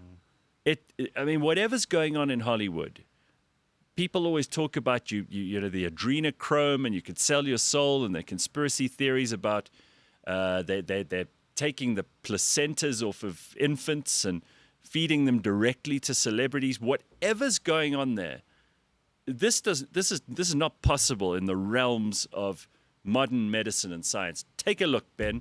Tell me what you think of this. No way. Wild. That is because when you said insane. She's 40 years old on the right. She's 18 on the left. When you said she was fat and ugly, you were actually being nice. I was. I mean, look at the hair is a mess. The eye makeup is revolting. Also, in fairness, there's a lot of shit on the left. You can just clean up with sure, but even if you wipe it with a scouring pad, to get to the right. I mean, Kelly Osbourne is at 40 years old. She is 200 times hotter than she was at 18. Phenomenal. So you can tell by the eyes it's the same person. You can? Yeah, you can tell a lot about a person by the eyes. Wow. Okay, well. And also, I have very good eyes, so I can pick that up. Okay. But no. What's the moral of the story here, Gareth? Don't be fat and ugly. And you're not ugly, you're poor. That's also the big take. Yeah, so get thin and get rich. Get thin, get rich. You can look as good as this.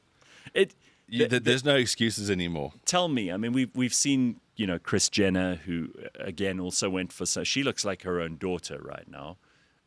Clearly, there's someone, some surgeon in Hollywood who's just figured out, because you say it's money. Yes, it is. Probably the surgeon in question costs a lot of money. Yes, it's taking care of yourself, not eating everything that you see. Yeah, doing a bit of exercise. But this is absolutely transformational in a way that even Cyril, with all his nonstop talk about transformation, would not be able to deal with. No, not even close. Phenomenal. I'm trying to find you another image. This is the kind of transformation that I'm a massive fan of, by the way. Look at that. Wow. James, I'm going to send you another picture. I'm not sure I brought this up on the show before. I might have. Who? Sorry. Who are we talking about? Like a golf influencer. So going back to my world. Golf influencer. Yeah, this whole thing about like, no one loves me because I look like this. It's okay, well, Kelly Osbourne's another prime example around this. You can look better at any age. You can make the best possible go of it. You might not be born with supermodel good looks, but you can do something about what you've got. It's modern medicine, hey. I mean, look, people will always go, oh, but sorry. Oh, people will say like, oh, you're so fake. It's like, yeah, no, you can't knock people like that. Kelly Osbourne's made an effort here, and she'll live a happier life, right? Tremendous. And once people are happier, they're easier to be around. Well, they're nicer to be around. And people feel happier around them. I saw a fascinating study they've conducted the other day about how very ugly people don't know that they're ugly, and very attractive people don't know that they're attractive. So if you find someone who's like a 1 in 100 beautiful, she won't know. She'll think, I'm okay, maybe I'm in the top 20. She doesn't know she's that hot. I can't find that. The people in the middle are the best at judging who's pretty and who's ugly. Sure. Because they know where they belong. They're in the traffic. Yeah. I can't. Yes. I can't imagine. They're in the traffic. Gareth, I mean, I'm not trying to disagree with you for the sake of it, but I can't imagine someone who's hugely beautiful doesn't know it because they're probably on OnlyFans. They're probably on Instagram.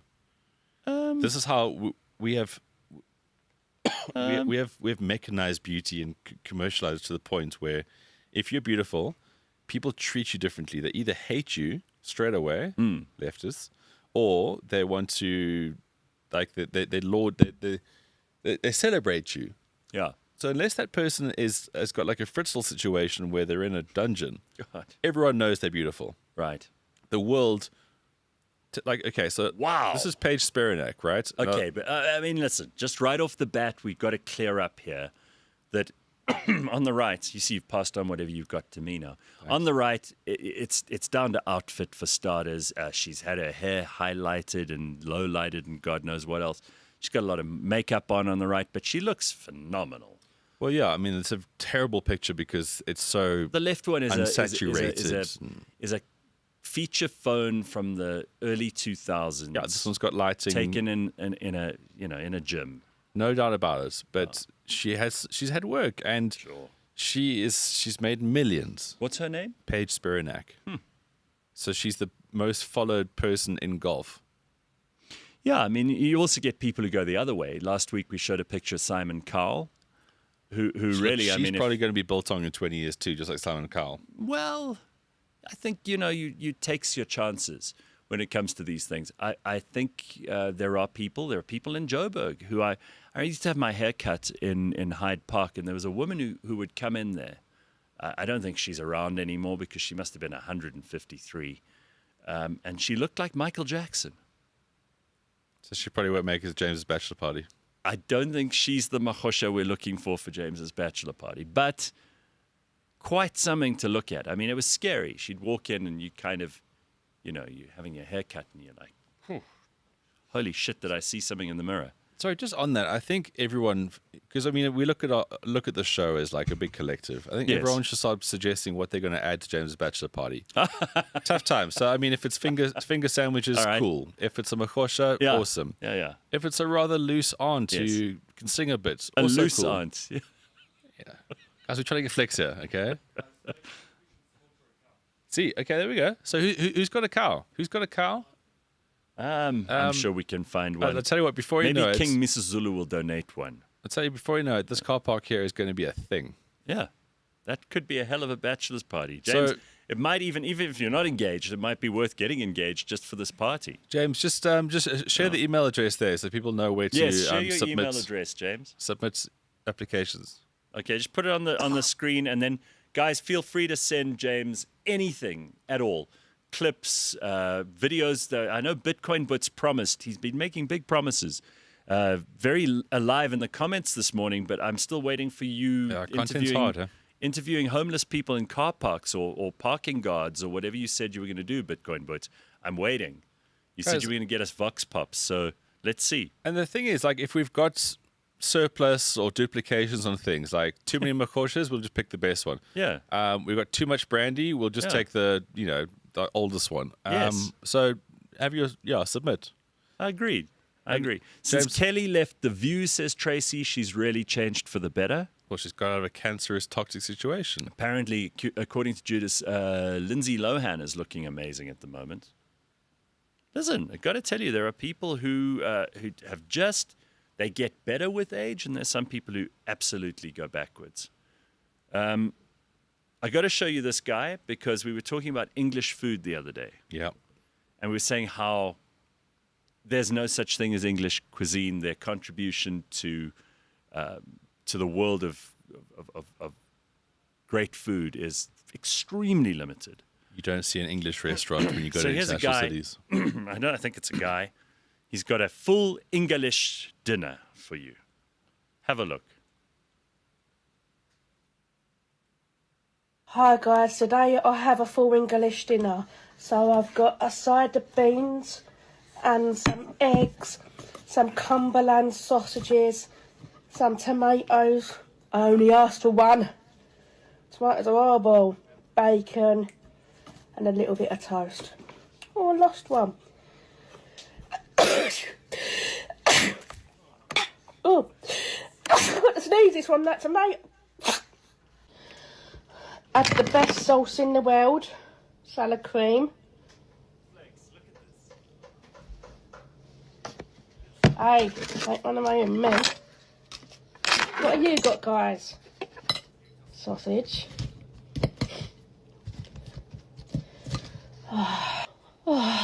Give me 2 minutes to eat this and then I'm going to bed. On the topic of the left. Okay, there we go. Holy hell, a full English dinner. All he has done, I assume it's a he, all he has done is he's just got into the breakfast trough for tomorrow and taken from the trough for dinner. No, but there are, working class English people, dinner isn't at night. Dinner's any time you're hungry. So you could have dinner in the morning, you'd have dinner at lunchtime, even though it's lunchtime, and you could have dinner at night as well. Plus, in the morning when you wake up the next day, it's also a full English dinner. Wow. The words do not apply the way you think they do. No, nothing does. All right. Well, I've just realized we haven't taken a single break, and we have to cut up this podcast somehow. So we're going to do that. Well, don't we cut it up just where we lost reception? Oh, you know what? That's a good idea, but they're insisting. The producers, I think maybe James needs a break from all of the talk of his bachelor's party. He's getting excited. He's in and out the whole fucking time. Yeah, he says he's... So since we've changed the show, he's constantly milling around with his arms at tit height, trying to organize guests, and I don't know. I think he's making a lot of it. I asked him for some hot water a while ago. Do we see it? No. I've got Just honey in stop them, with and the I'm just waiting excuses, for- James. Just do your work. James, it's a chicken egg situation. Where's the chicken? Ben, your friend Veronica is back. She says, I love me some Cumberland sausages with lots of white cream. Veronica's calling all pockets this morning. Said every mahosha ever. She's all into sausages and mahoshas. And Veronica, I'm worried about you here. No wonder that person is so sick. I would not want any of that in my body, says Donna. Yeah, I mean, that's just terrible. Breakfast, not breakfast, it's breakfast. And their dinner is called tea for some reason. Yes. Also, tea could be had at any time if you're in England. You have breakfast, then you have 11sies, then lunch, then tea, then dinner, then another tea, and then you're off to a pub for a pint. Yeah, it's just funny how nutrition, it doesn't feature anywhere in any of those stupid fucking words. But a lot of salad cream is all over everything, you're going to be fine. It's so dry from being in the trough outside. They have to put the salad cream on it. Okay, well, Marius says, to get back to James's email, and then we will take the break. I sent my car park interview, even got a reply. Thank you for contacting us. By the way, it's Marius that said he was going to interview the car park guy. No, Bitcoin but promised us this too. So thank you, Marius. James replied, you lucky you got a reply out of him. Wait, so hang on a second. So someone submitted a video. Yeah, James ignored them. which So he's not only have we to not do. seen the video, we've now buried this guy who's made the effort. Yeah. James, you better find this. James, here I am trying to drum up support for your bachelor party, and you don't even reply to emails. There we go. James at The Real Network.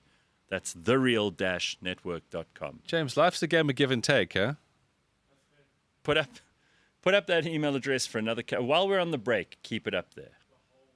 Yes, people need to see it, interact with you. I want to force you to respond to emails, James. You don't respond to anybody. This is the way you're going to be punished. Please, everybody, just send him. Why are you so aloof, James? All right, let's take a break. Deflecting. Let's take a break. I'm delighted to be joined by a member of the Chinese community as I apologise for using the phrase Chinese whispers. I appreciate that this is deeply offensive to the Chinese. I completely understand why they went totally mental. I'm delighted to be joined by a mental health campaigner to witness my apology for using the phrase they've gone mental. I can see some of you are surprised that I'm apologising, but no. Gone are the days when getting an apology out of me was like getting a fiver out of an Aberdonian, eh? I would like to apologise to the largest Aberdonian community, the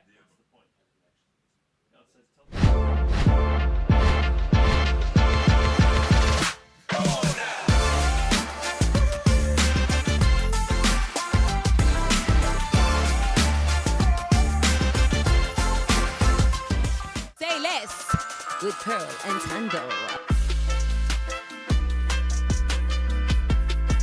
Brock Wilson. I do identify as Gen Z. I mean, we know that's. We can see. Exactly. We can Little, see. yeah.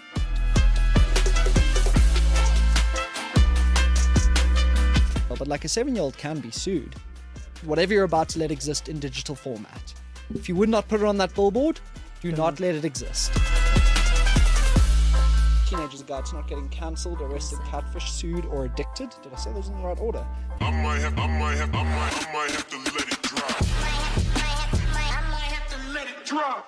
Breathe, breathe, breathe.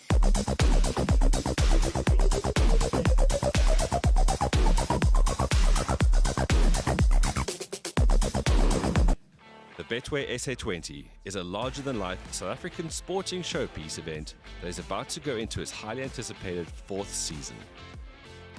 It's a magical month of entertainment both on and off the field, and it all starts right here at the official auction event in Johannesburg. Ben is here, Shaz is here, this guy is here, that guy too, and him, and him, and her. All because we're about to find out who the 6 teams are adding to their playing squads to give themselves the best chance to be champions when the tournament begins on December the 26th. It's episode 65 of the On The Bounce show. It's the big SA20 auction show. Let's get into it.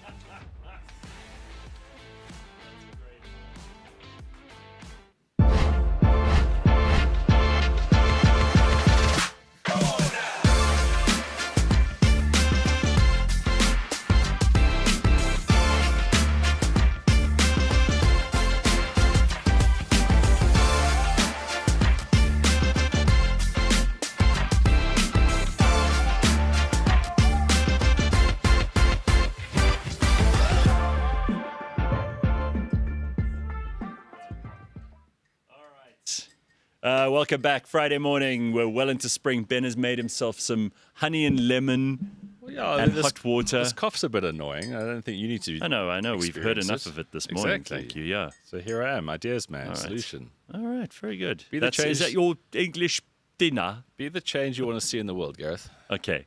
I do. I want us to get to something we're going to introduce that you can actually email James about in just a moment or two.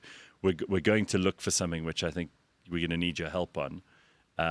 But before we get to that, remember the Chinese woman who has the factory and she makes those songs? Well, she came up on my feed. Oh, yeah. Yeah, completely coincidentally. And she's still trying to sell engines from her factory. And I know this song is going to get stuck in your head like the last one did. She's a genius. I don't know why this woman hasn't been signed by a major record label. She's still milling around the factory when she should be a serious pop star. If they can give Charlie XCX or whatever her fucking name is, or Ariana Grande, or, Olivia Rodriguez, a music career, then this chick should be in that same business. She's far more talented. Her songs are stickier. She has a talent. All I can say, and who better to say it than me? I've been an Idols judge. We know everything. So here she is, the In My Factory woman. She's terrific. Look at my engine, they are company. Very modern use in my factory. If you need a thing, you can tell me. I can help you. Come on, take away. Many old parts in my warehouse. If you're looking for them, I can help you. Many engines in my factory. They are very company and perfecting. I love it. Gotta say, I'm on the fence of the So engines good. because I don't see VIN numbers and they look they're not retreaded and shit. No. But I'm interested because of her. Please, they cast those in sand in a backlot in Shanghai. It's But not. I mean, I think someone like that is great. Like she could be outside of game. You just fly her in and say, "Come to game." Exactly, because people are always talking about the. I know it's dying, but the influencer kind of economy and how you want someone who's got a lot of followers, for example, to MC your year-end function. The smart move for a company is to hire her and to do a special sale. You allow people to taste stuff or whatever, and she's singing that song in my factory. I tell you what's I think dying. she's awesome. I tell you what's dying is Edgar's. For her outside of Edgar's and Cresta or something. Is Edgar's still a thing? Still a thing. Really? I mean, I here heard and there. yesterday in the news that Westpac, which makes all the Tupperwares and Yeah. the plastic stuff, and I mean, it's always been one of my favorite shops because I Lots of stuff love in there. being organized. Apparently, they have just come out of business rescue or something like that, and it's tough out They there, need man. to throw her outside of the Rutherford Westpac. branch. Yeah, there we go. In my factory, many Tupperware in my factory. And there's a solution to every business. what did she say there? She said, in my factory. I think she's... Whatever she says, she's got a voice of an absolute angel. Yes. No, spectacular. Also, great news for people who do have a little spare money lying around and you've been waiting for the book of 2025. So if you were a Game of Thrones fan, you may remember the character Hodor. Hodor, big guy. Big guy. Ladies loved him. Kind of a hero in the story. Really sacrificed himself, kind of thing, to all those demon White Walkers or whatever they were. Well, he held the door essentially. He held that whole door. So he's got a book out. Show them Hodor's new book. North from Winterfell, the autobiography of Hodor. And as you can see, if you zoom into the page on the right, can we zoom or is that not possible? Okay, so it's just every word is Hodor, and it's a thick book because of course he couldn't say anything else. So Yeah, that's- I mean, that that's was his the name. extent of his vocabulary. Yes, so Hodor. I mean, I'm just quoting from random place anywhere on that page. Hodor, and then Hodor. Oddly, still a better read than Prince Harry's autobiography. Definitely, and worth the money compared to Prince Harry's autobiography. Did you see Prince Harry got to spend some time with King Charles this week? No, what happened? He was visiting for the Invictus Games, maybe giving a small proportion of him and Meghan's money to help the Invictus Games. And while in London... Pardon my ignorance, the Invictus Games is? I don't know, something Harry... They're like former soldiers who take part in sports events. Yeah. Anyway, Great initiative. he WhatsApped Charles, said, "Hello, Dad. I'd really like to see you." And then Charles went, "Very busy, Camilla. cancer, diarrhea, trying on the crown, and all this kind of thing. Anyway, they managed to figure it out, and they had apparently a good hour or so with each other, which is about as much as Charles could bear. I'm terribly sorry, Harry. I just don't have time. It's too exhausting talking about your mental illness for an entire hour. I'll have to go back to Camilla. So he did. He got out of there quickly, an hour. No word on whether any compromise has been reached, whether he's going to come back into the family. And poor old Duchess of Kent died, Who's that? Yes, you may well ask.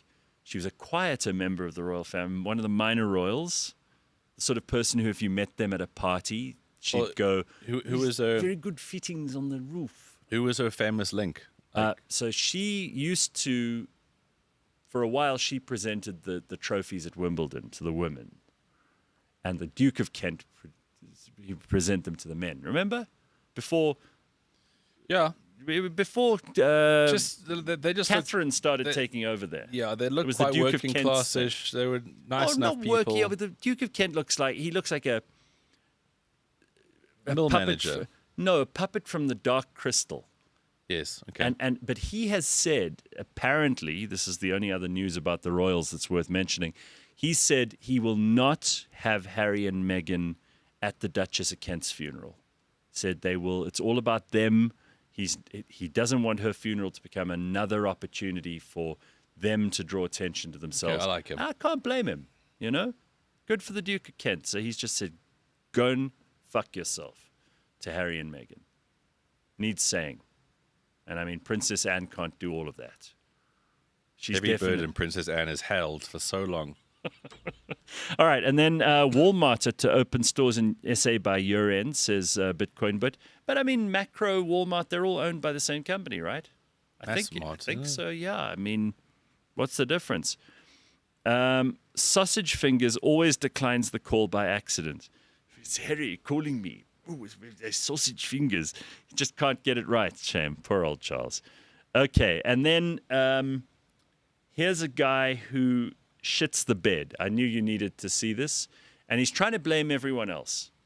And I always think, when anything goes wrong in my life, and I think, Ben, maybe you're the same, I don't look outside. I always think, what did I do wrong? Yeah. How can I improve? How can I learn from this and fix it? Yes, and where can I start to make adjustments in order to be better and a success rather than a total abject failure? But this man just cannot take responsibility for himself, and it all starts, at whatever age you learn, don't shit the bed it's a great place to start. Here we are.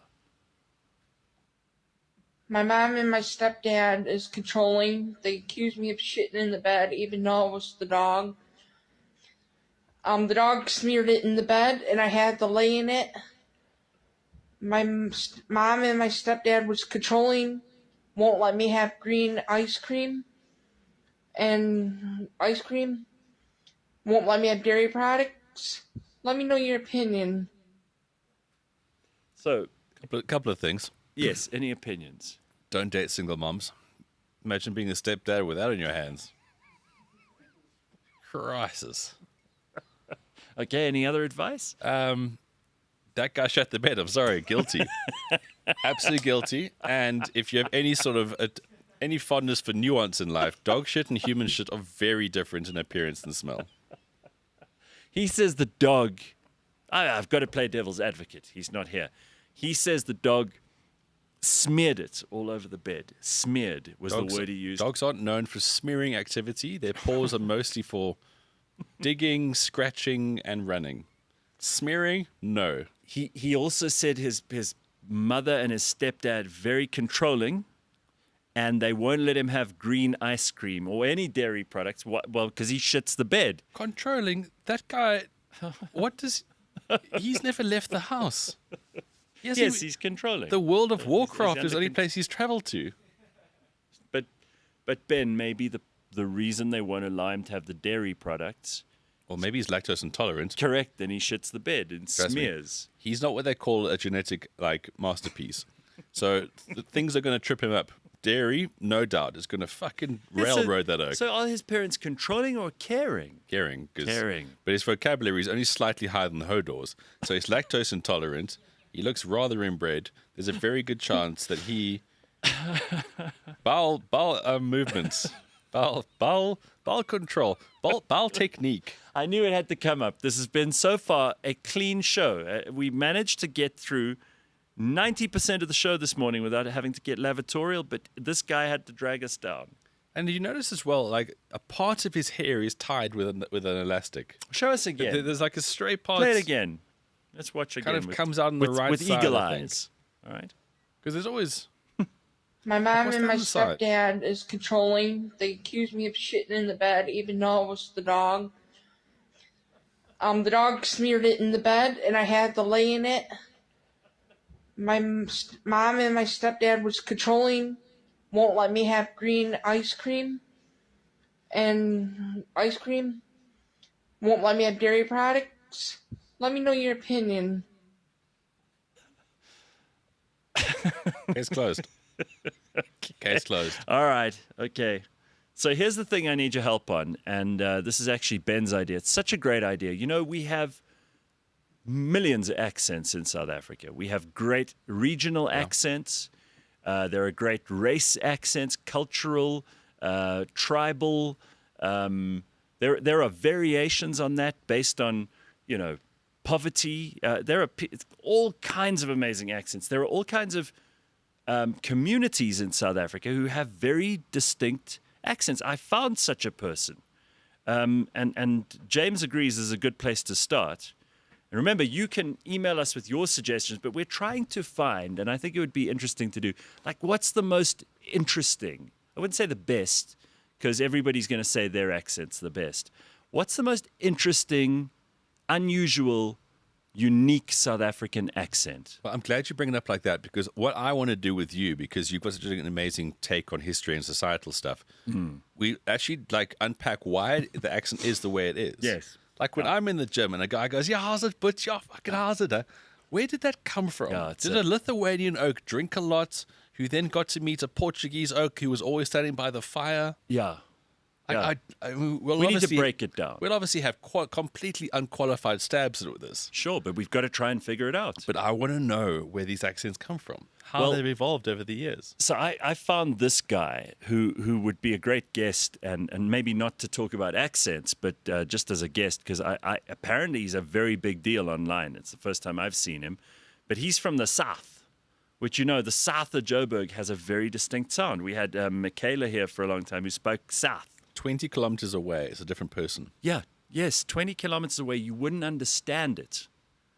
It's English, but if you were not from Johannesburg, you would have to think very carefully. It would be like listening to In My Factory. Yeah. Because it's so different. So give people an idea. Play this oak from the South and tell us, what's his name again, James? Roger Rats. Rants. Oh, okay. All right. So I like him. He found a shop with like everything's 14 Rand, but listen to the accent, and then maybe you have some ideas. All right, let him go. Let's let him loose. Second video done at the Glen today, and this one's a bit different because I found out that there's actually a store here next to Checkers, which is downstairs, where everything sells for 14 Rand. I want to go see what they have. Maybe it's not a big deal if it's only coffee. I mean, I heard of coffee and I heard of, I think, pies. But even pies is a big deal. It's 30 Rand a pie lately. Let's go see the store. I'm going to walk through the store, show you guys around. If it is a walkthrough, I don't know how the store even looks yet. But let's go see. 14 Rand for anything. So with 140 Rand, you can walk out with 10 items. That's incredible. Items. I love it. I love that. Pause. Items.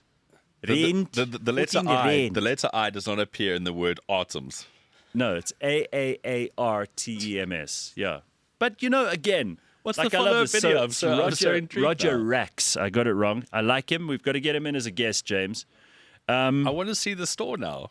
Yeah, well, you can watch his videos. Go and follow him at Roger Rex on Instagram. I think he's on TikTok as well, but definitely someone worth paying attention to. That is just a it's scratching the surface of all the incredible accents you get in this country.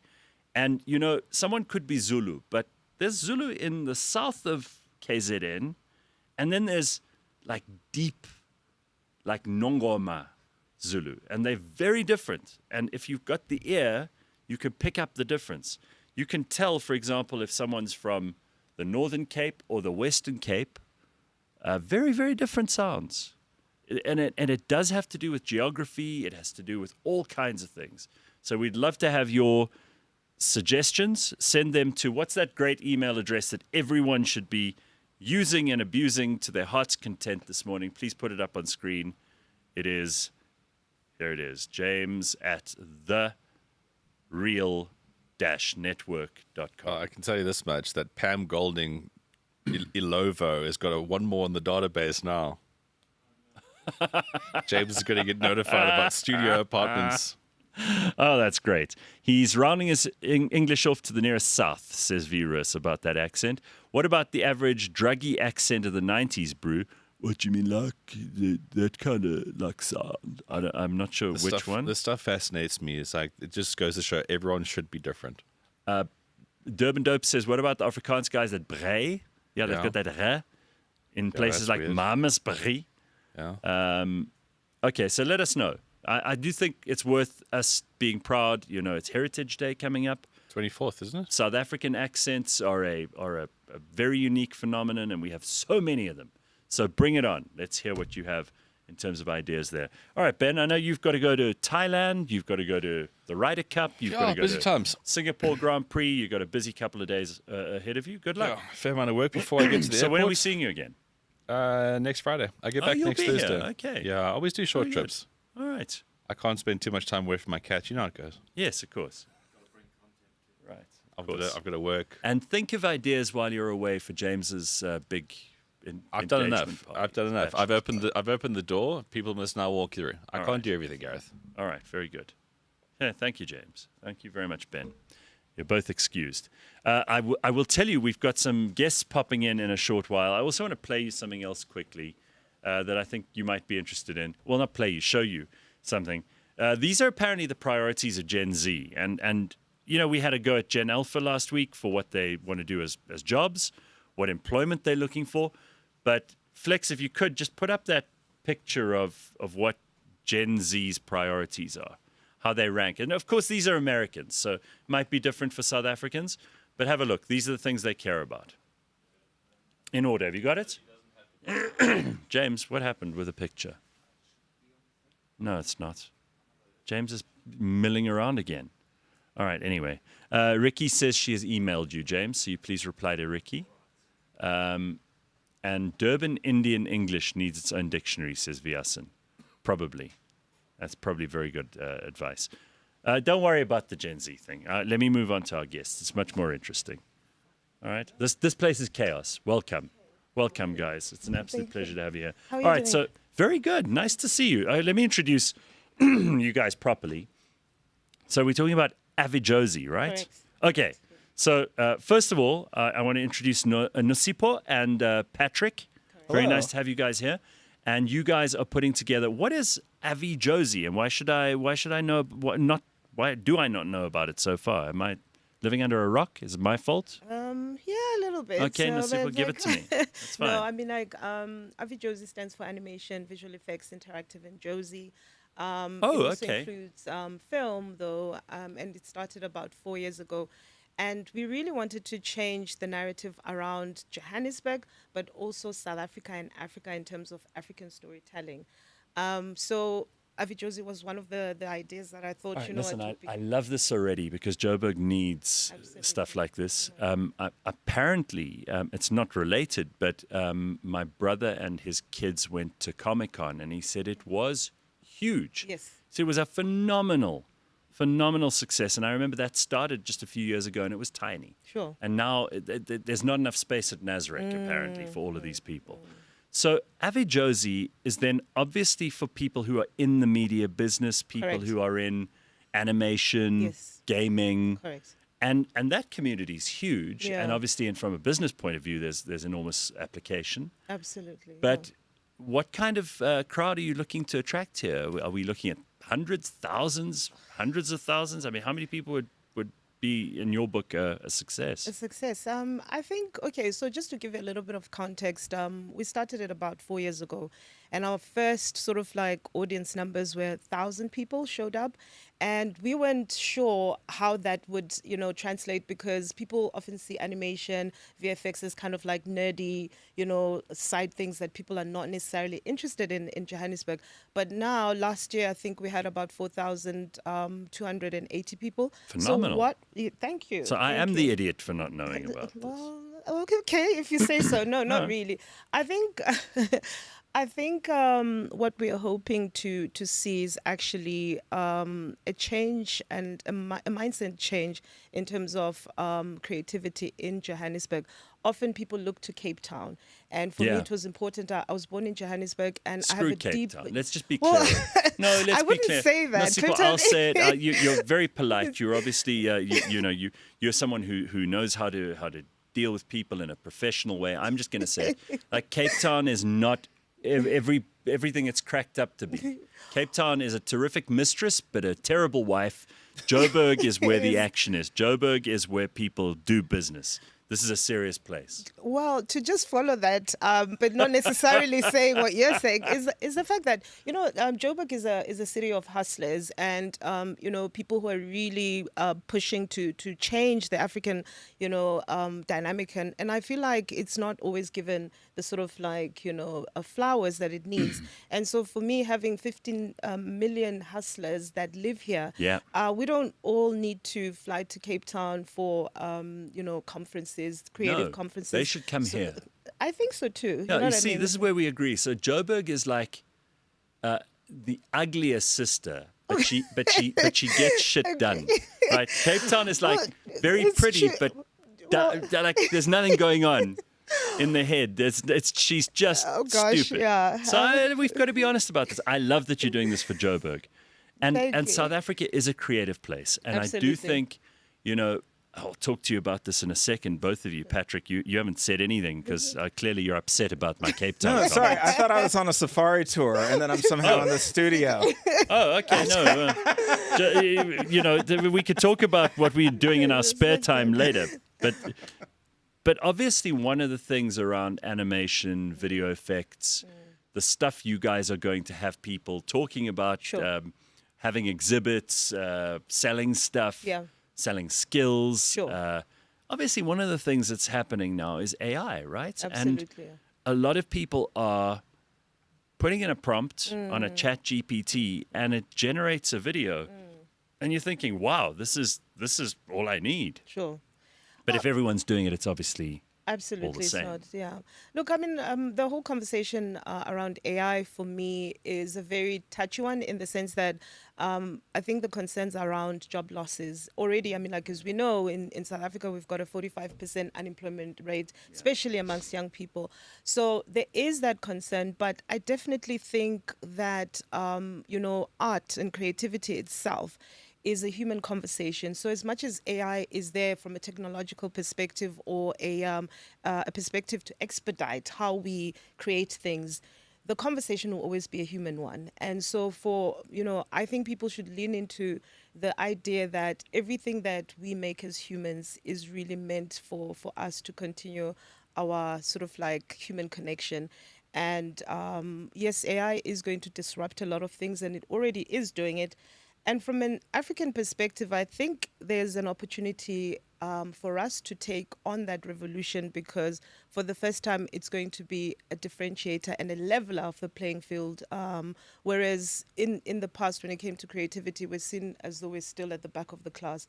And I think AI will help us kind of like move to sort of like the same sort of level as other territories. So I see it as the director, win. David Lynch, he actually had a really great quote about AI before he died. He was doing an interview with Natasha Lyonne, and she asked him, and Natasha's actually starting her own AI production company. But David's point of view is, he picked up a pencil and he goes, "This is a pencil, right? Everybody in the world has access to a pencil.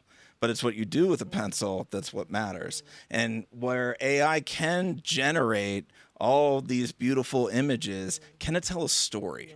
And that's the human aspect that really is coming into play. And I think a lot of people are starting to realize that in order to tell a story, you have to be human. So as I see it, AI is another technological jump for media, but I'm not necessarily seeing it as a replacement. It does allow a lot more people to kind of break through that gatekeeping system. Right. And I think, but in the same way that Uber broke through for taxis or Airbnb broke through for hotels. Sure. We're seeing sort of this advancement again of film and TV now going to the internet as opposed to or kind of what we saw before in the technological advancements of the past of radio to television. A perfect example is also editing. So Yeah.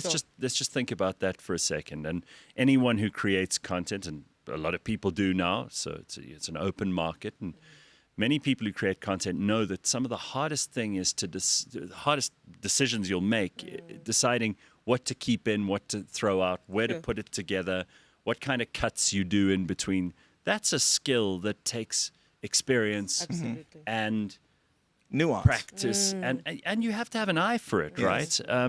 Again, the artistic stuff that you guys are talking about, it's going to be a while before AI is able to do that. To the degree I mean, that it's the same way it's like making a Ford versus a Ferrari. A Ford goes on the assembly line, a Ferrari is hand did, and and you see the sort of the results of what gets built by hand versus what gets built by machine in a quick assembly fashion. So, Nosipho, you mentioned just a moment ago that Africa, in some ways, we've been lagging. But we've got tremendous stories, and I think the world is probably more interested in our stories now than ever before. True. Because it seems like it's inexhaustible and so much hasn't been told, and there's a depth to it, and cultural kind of exoticism that the rest of the world might be more interested in than even we are sometimes. Absolutely. So we've got stuff to export. Who cannot afford to miss this AVIJOZI? I would say everybody, because for me, this is a game-changing moment in terms of us being confident about telling our own stories. As you put it, a lot of, world over, people have not heard, things around our mythology.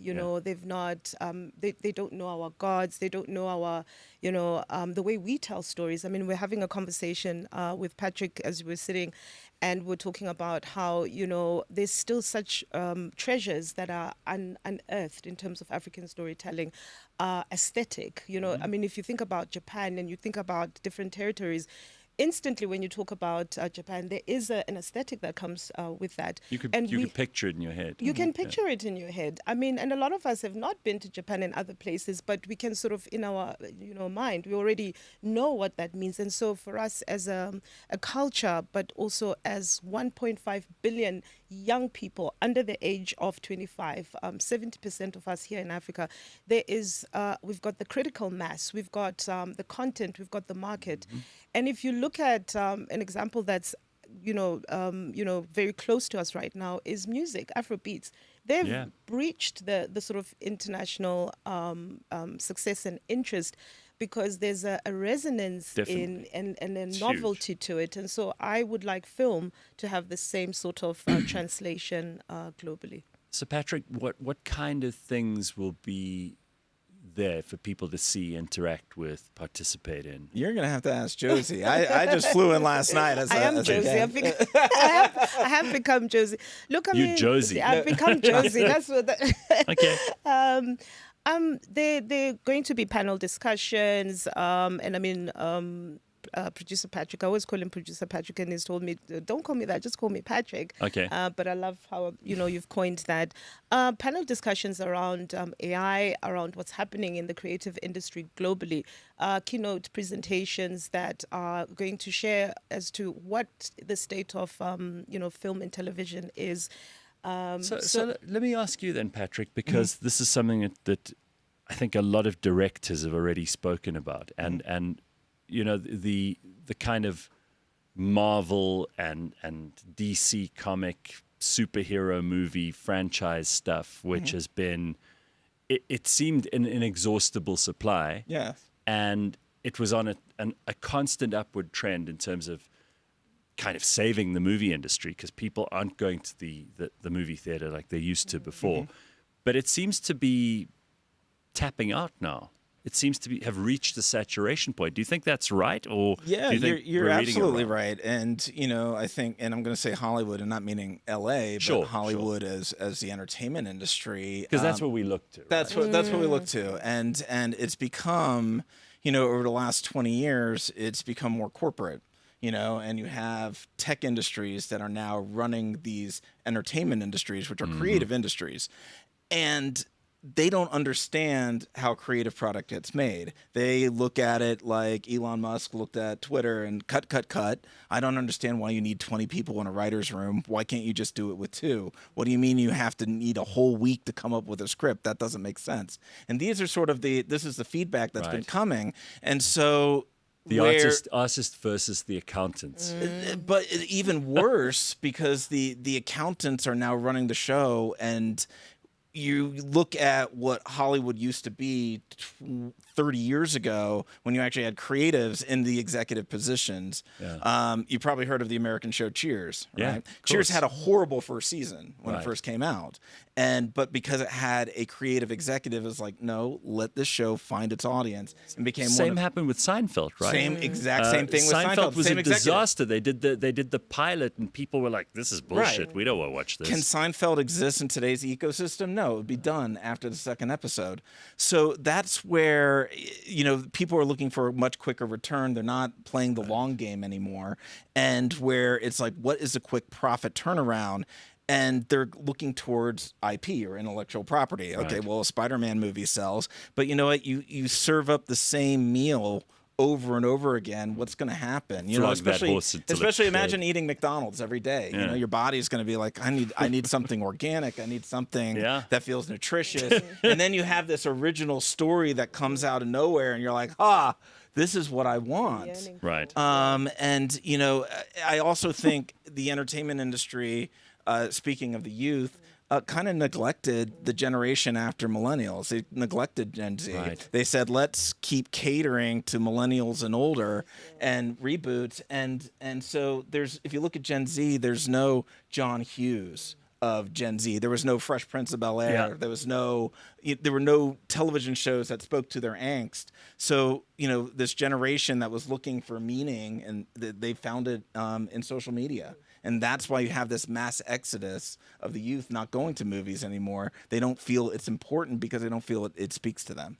That's such an interesting observation, and I think you're exactly right. And Nosipho, I'd also like to have your comments on this, because I think that Gen Z and even the alphas who are coming after them, not so far down the road, are actually craving substance. And much Realness. of that is, you know, the eternal thing that human beings are drawn to. The best way to get anyone's attention over and above everything else is Once Upon a Time. What are the great stories? Yes. And you know, the stories that last, the ones that people in their spare time while they're driving, when they're able to get a little free time at home, whatever it is, they're thinking about imagining the worlds that have been created in these stories. That's what people live for. Absolutely. We're not doing enough of that. No. And that's the one thing we were speaking about earlier. I said, you know, what you know, and I know Africa is a big continent, but even, you know, South Africa to an extent, what are you rich in? And storytelling originated from here. This is the cradle of civilization. You know, this is where campfire storytelling began. And you are rich with so many stories that are just waiting to be told, that I know people in the Western Hemisphere has never heard, or Europe, or even Asia to an extent. Yeah. And look at South Korea, right? 10 years ago, if you were to tell me, hey, we're going to start watching South Korean programming, I'd be like, you are out of your goddamn mind. But Squid Game broke the mold. Look at that. And it broke it in ways that were all taboo of what is supposed to work in television. It was a foreign cast of people that we never heard of. It was dubbed, and it was a Korean original. That would, any executive would never have taken that bet in the United States. Right. And then it became the #1 popular show on Netflix, only to get surpassed by another Korean K-pop show. So to say that South Africa can't do that is absurd. And we have the technological revolution Absolutely. where you can now get those stories out much quicker. There's no gatekeeping system anymore. So really, you are in a primed place to really start diving into creative storytelling. And just to jump in on that, the crews in South Africa are phenomenal. The storytelling here in South Africa, especially even from a technical perspective, is I mean, I was in Germany about a year ago, and I met an African woman who has worked on Lord of the Rings, and we don't know about her. And that for me was kind of like such a big moment, because I realized that a lot of South Africans actually work on these major movies, but they don't get that recognition in terms of if they could bring that skill back home or use it for us to actually have that moment where we tell stories that matter, but that are also technically sound and can sell globally. That would be really key. So for me, we've got the crews, we've got the stories, we've got everything here. We're just Are we doing a lot of productions here though? Because I know there was a time a few years ago where particularly and I've been rude about Cape Town, but Cape Town has been no, I mean it's an amazing place, and there's probably Cape Town is tremendous beautiful. scope. I know that the Western Cape local government also does a lot to try and stimulate the film industry there. Sure. But there was a time about 5 to 10 years ago when a lot of production was happening there. Yeah. You could see there were people driving around with film equipment. There were actors excited about it. There were sets being built. There were huge big studios being constructed. Is that still a thing, or is that tapered off? That's global. Yeah. I mean, that Really? taper off is international. Yeah. Really? You go to LA, LA is down 75% in production. They're now labeling the city as the next Detroit. And most, especially U.S. productions. And what's interesting is I went to Leavesden Studios, which is in the UK, and you go to that studio and it's all booming with the U.S. movies. Because of tax incentives. Oh, is it because California's become expensive? California has become, and the U.S. has become Unions. too expensive. And even our cheaper states, like Atlanta, Georgia, which became sort of the Hollywood East, I went to their studios. They just filmed the recent Superman movie there, and they have 37 sound stages, and they were all empty at one of their biggest studios. So basically, they're calling it runaway production in the U.S., where the producers are just like, hey, we don't have the money that we used to. The streaming boom of 2021, when everybody was watching movies and everything in COVID, is gone because they woke up in 2022 when Netflix is like, we're kind of plateauing with subscribers. There's no way to grow anymore unless we start raising the rates. And they realized that in this effort to compete with streaming, they blew up a revenue model that worked perfectly fine for 70 years. And now they have pieces, and everybody's trying to figure out how to reassemble that. And again, also, it's a perfect storm of a younger generation that are not going to the movies anymore.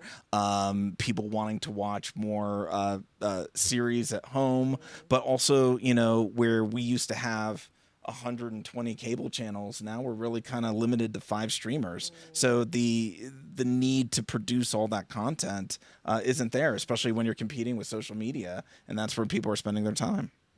I think we shouldn't give up on the idea that people need to interact with each other. It's all good and well to watch a terrific, even the most terrific production. Get into a series. We've all done it. You binge it. You got it in your laptop and you watch it at home.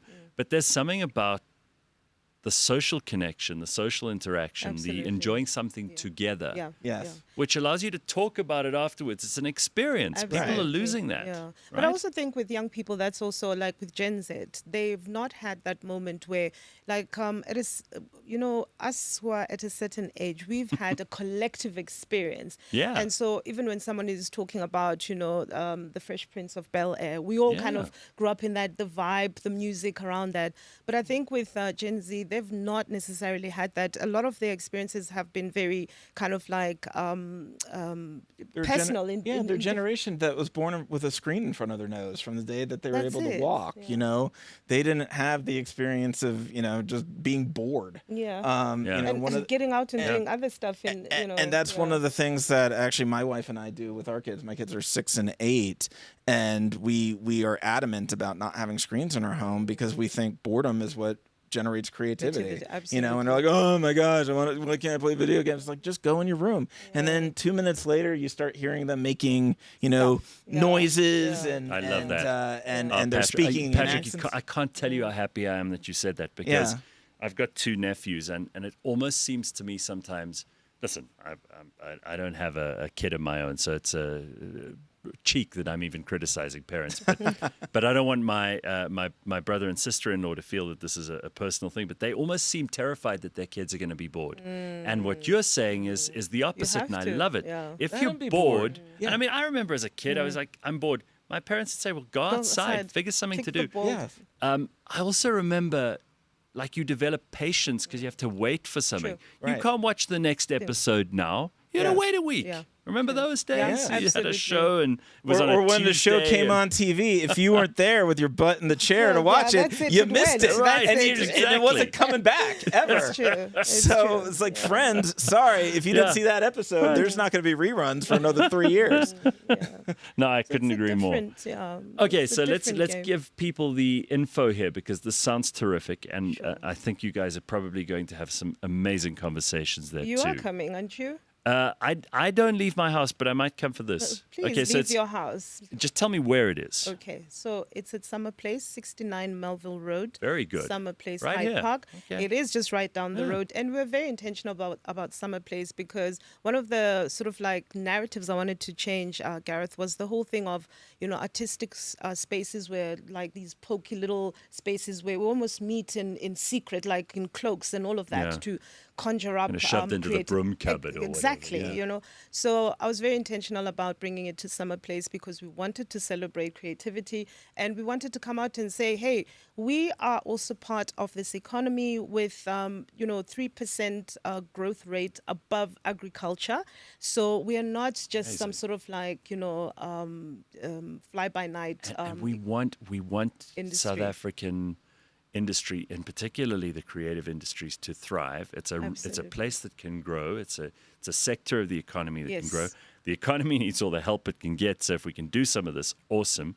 So it's from Saturday the 13th, that's tomorrow, Correct, yes. until Sunday the 14th. So you got 2 those days. 2 days to do it. And is there a site we can go to? Do we have to register? What's the story? So if you can register on www.avijozi.com, it's free That's access. AVIJOZI.com. That's correct. And free access, you just need to, put in your details and Great. yeah, and so from 10 to 6 on Saturday the 13th and then on Sunday from 10 to 4. And we've got amazing panels, as I mentioned. Patrick is on one of them Amazing. that speaks Awesome. to producers. Great to have you here, by the way. Oh, yeah. Love being here. Thanks And you for only having me. arrived yesterday. Last night. And are you going to spend any time afterwards? I'm going to spend a couple days for sure. Okay, great. I You obviously. can see the Cape Town I was so rude about. He's been to Cape Town, by the way. That's He's not- my ex-girlfriend was a South African, Oh, so But we can't talk about it. That's why we're like, we're not talking about Cape Town. I was given strict instructions not to speak about Cape Town because, What? Just before you go, because Sure. this is something I've always wanted to pick someone's brain, and you're the perfect guy to ask. So, all of this technology and animation, and we know that, these days it can be cheap. Mm-hmm. It can also be hugely expensive to do this stuff, but that does make it possible for stories that have so far gone untold. The kind of thing we were just talking about. These things can be made fairly cheaply, and if you've got the idea, you can be the writer, you can be the animator, you could be the executive producer. Right. You can even sell it to a Netflix if it's good enough. Right. Those opportunities really exist. Those opportunities exist. The skill, though, is how to tell a story. And I've even I've worked in television for 20 years, and I've had these discussions in edit bays and with my directors of photography who are like, I created this epic Alaskan shot, and you see the moose and it's like, that footage is useless unless you know how to tell a story with it. Nobody wants to see a moose's ass. People are going to see it on social media and they're going to be like, moose, flip. Yeah. So you have to, if you know how to tell a story, the storytellers are going to be the next generation of people who can build wealth. Boast for us a little bit, like what shows? What shows have you done? Because I mean, you're in South Africa. There are going to be lots of people who are watching this now want to meet you. So go on, tell us. So I worked in unscripted for nearly 20 years of my career, spanning all types of American programs. I've worked on shows like The Amazing Race, brilliant. Big Brother, Naked and Afraid, American Idol.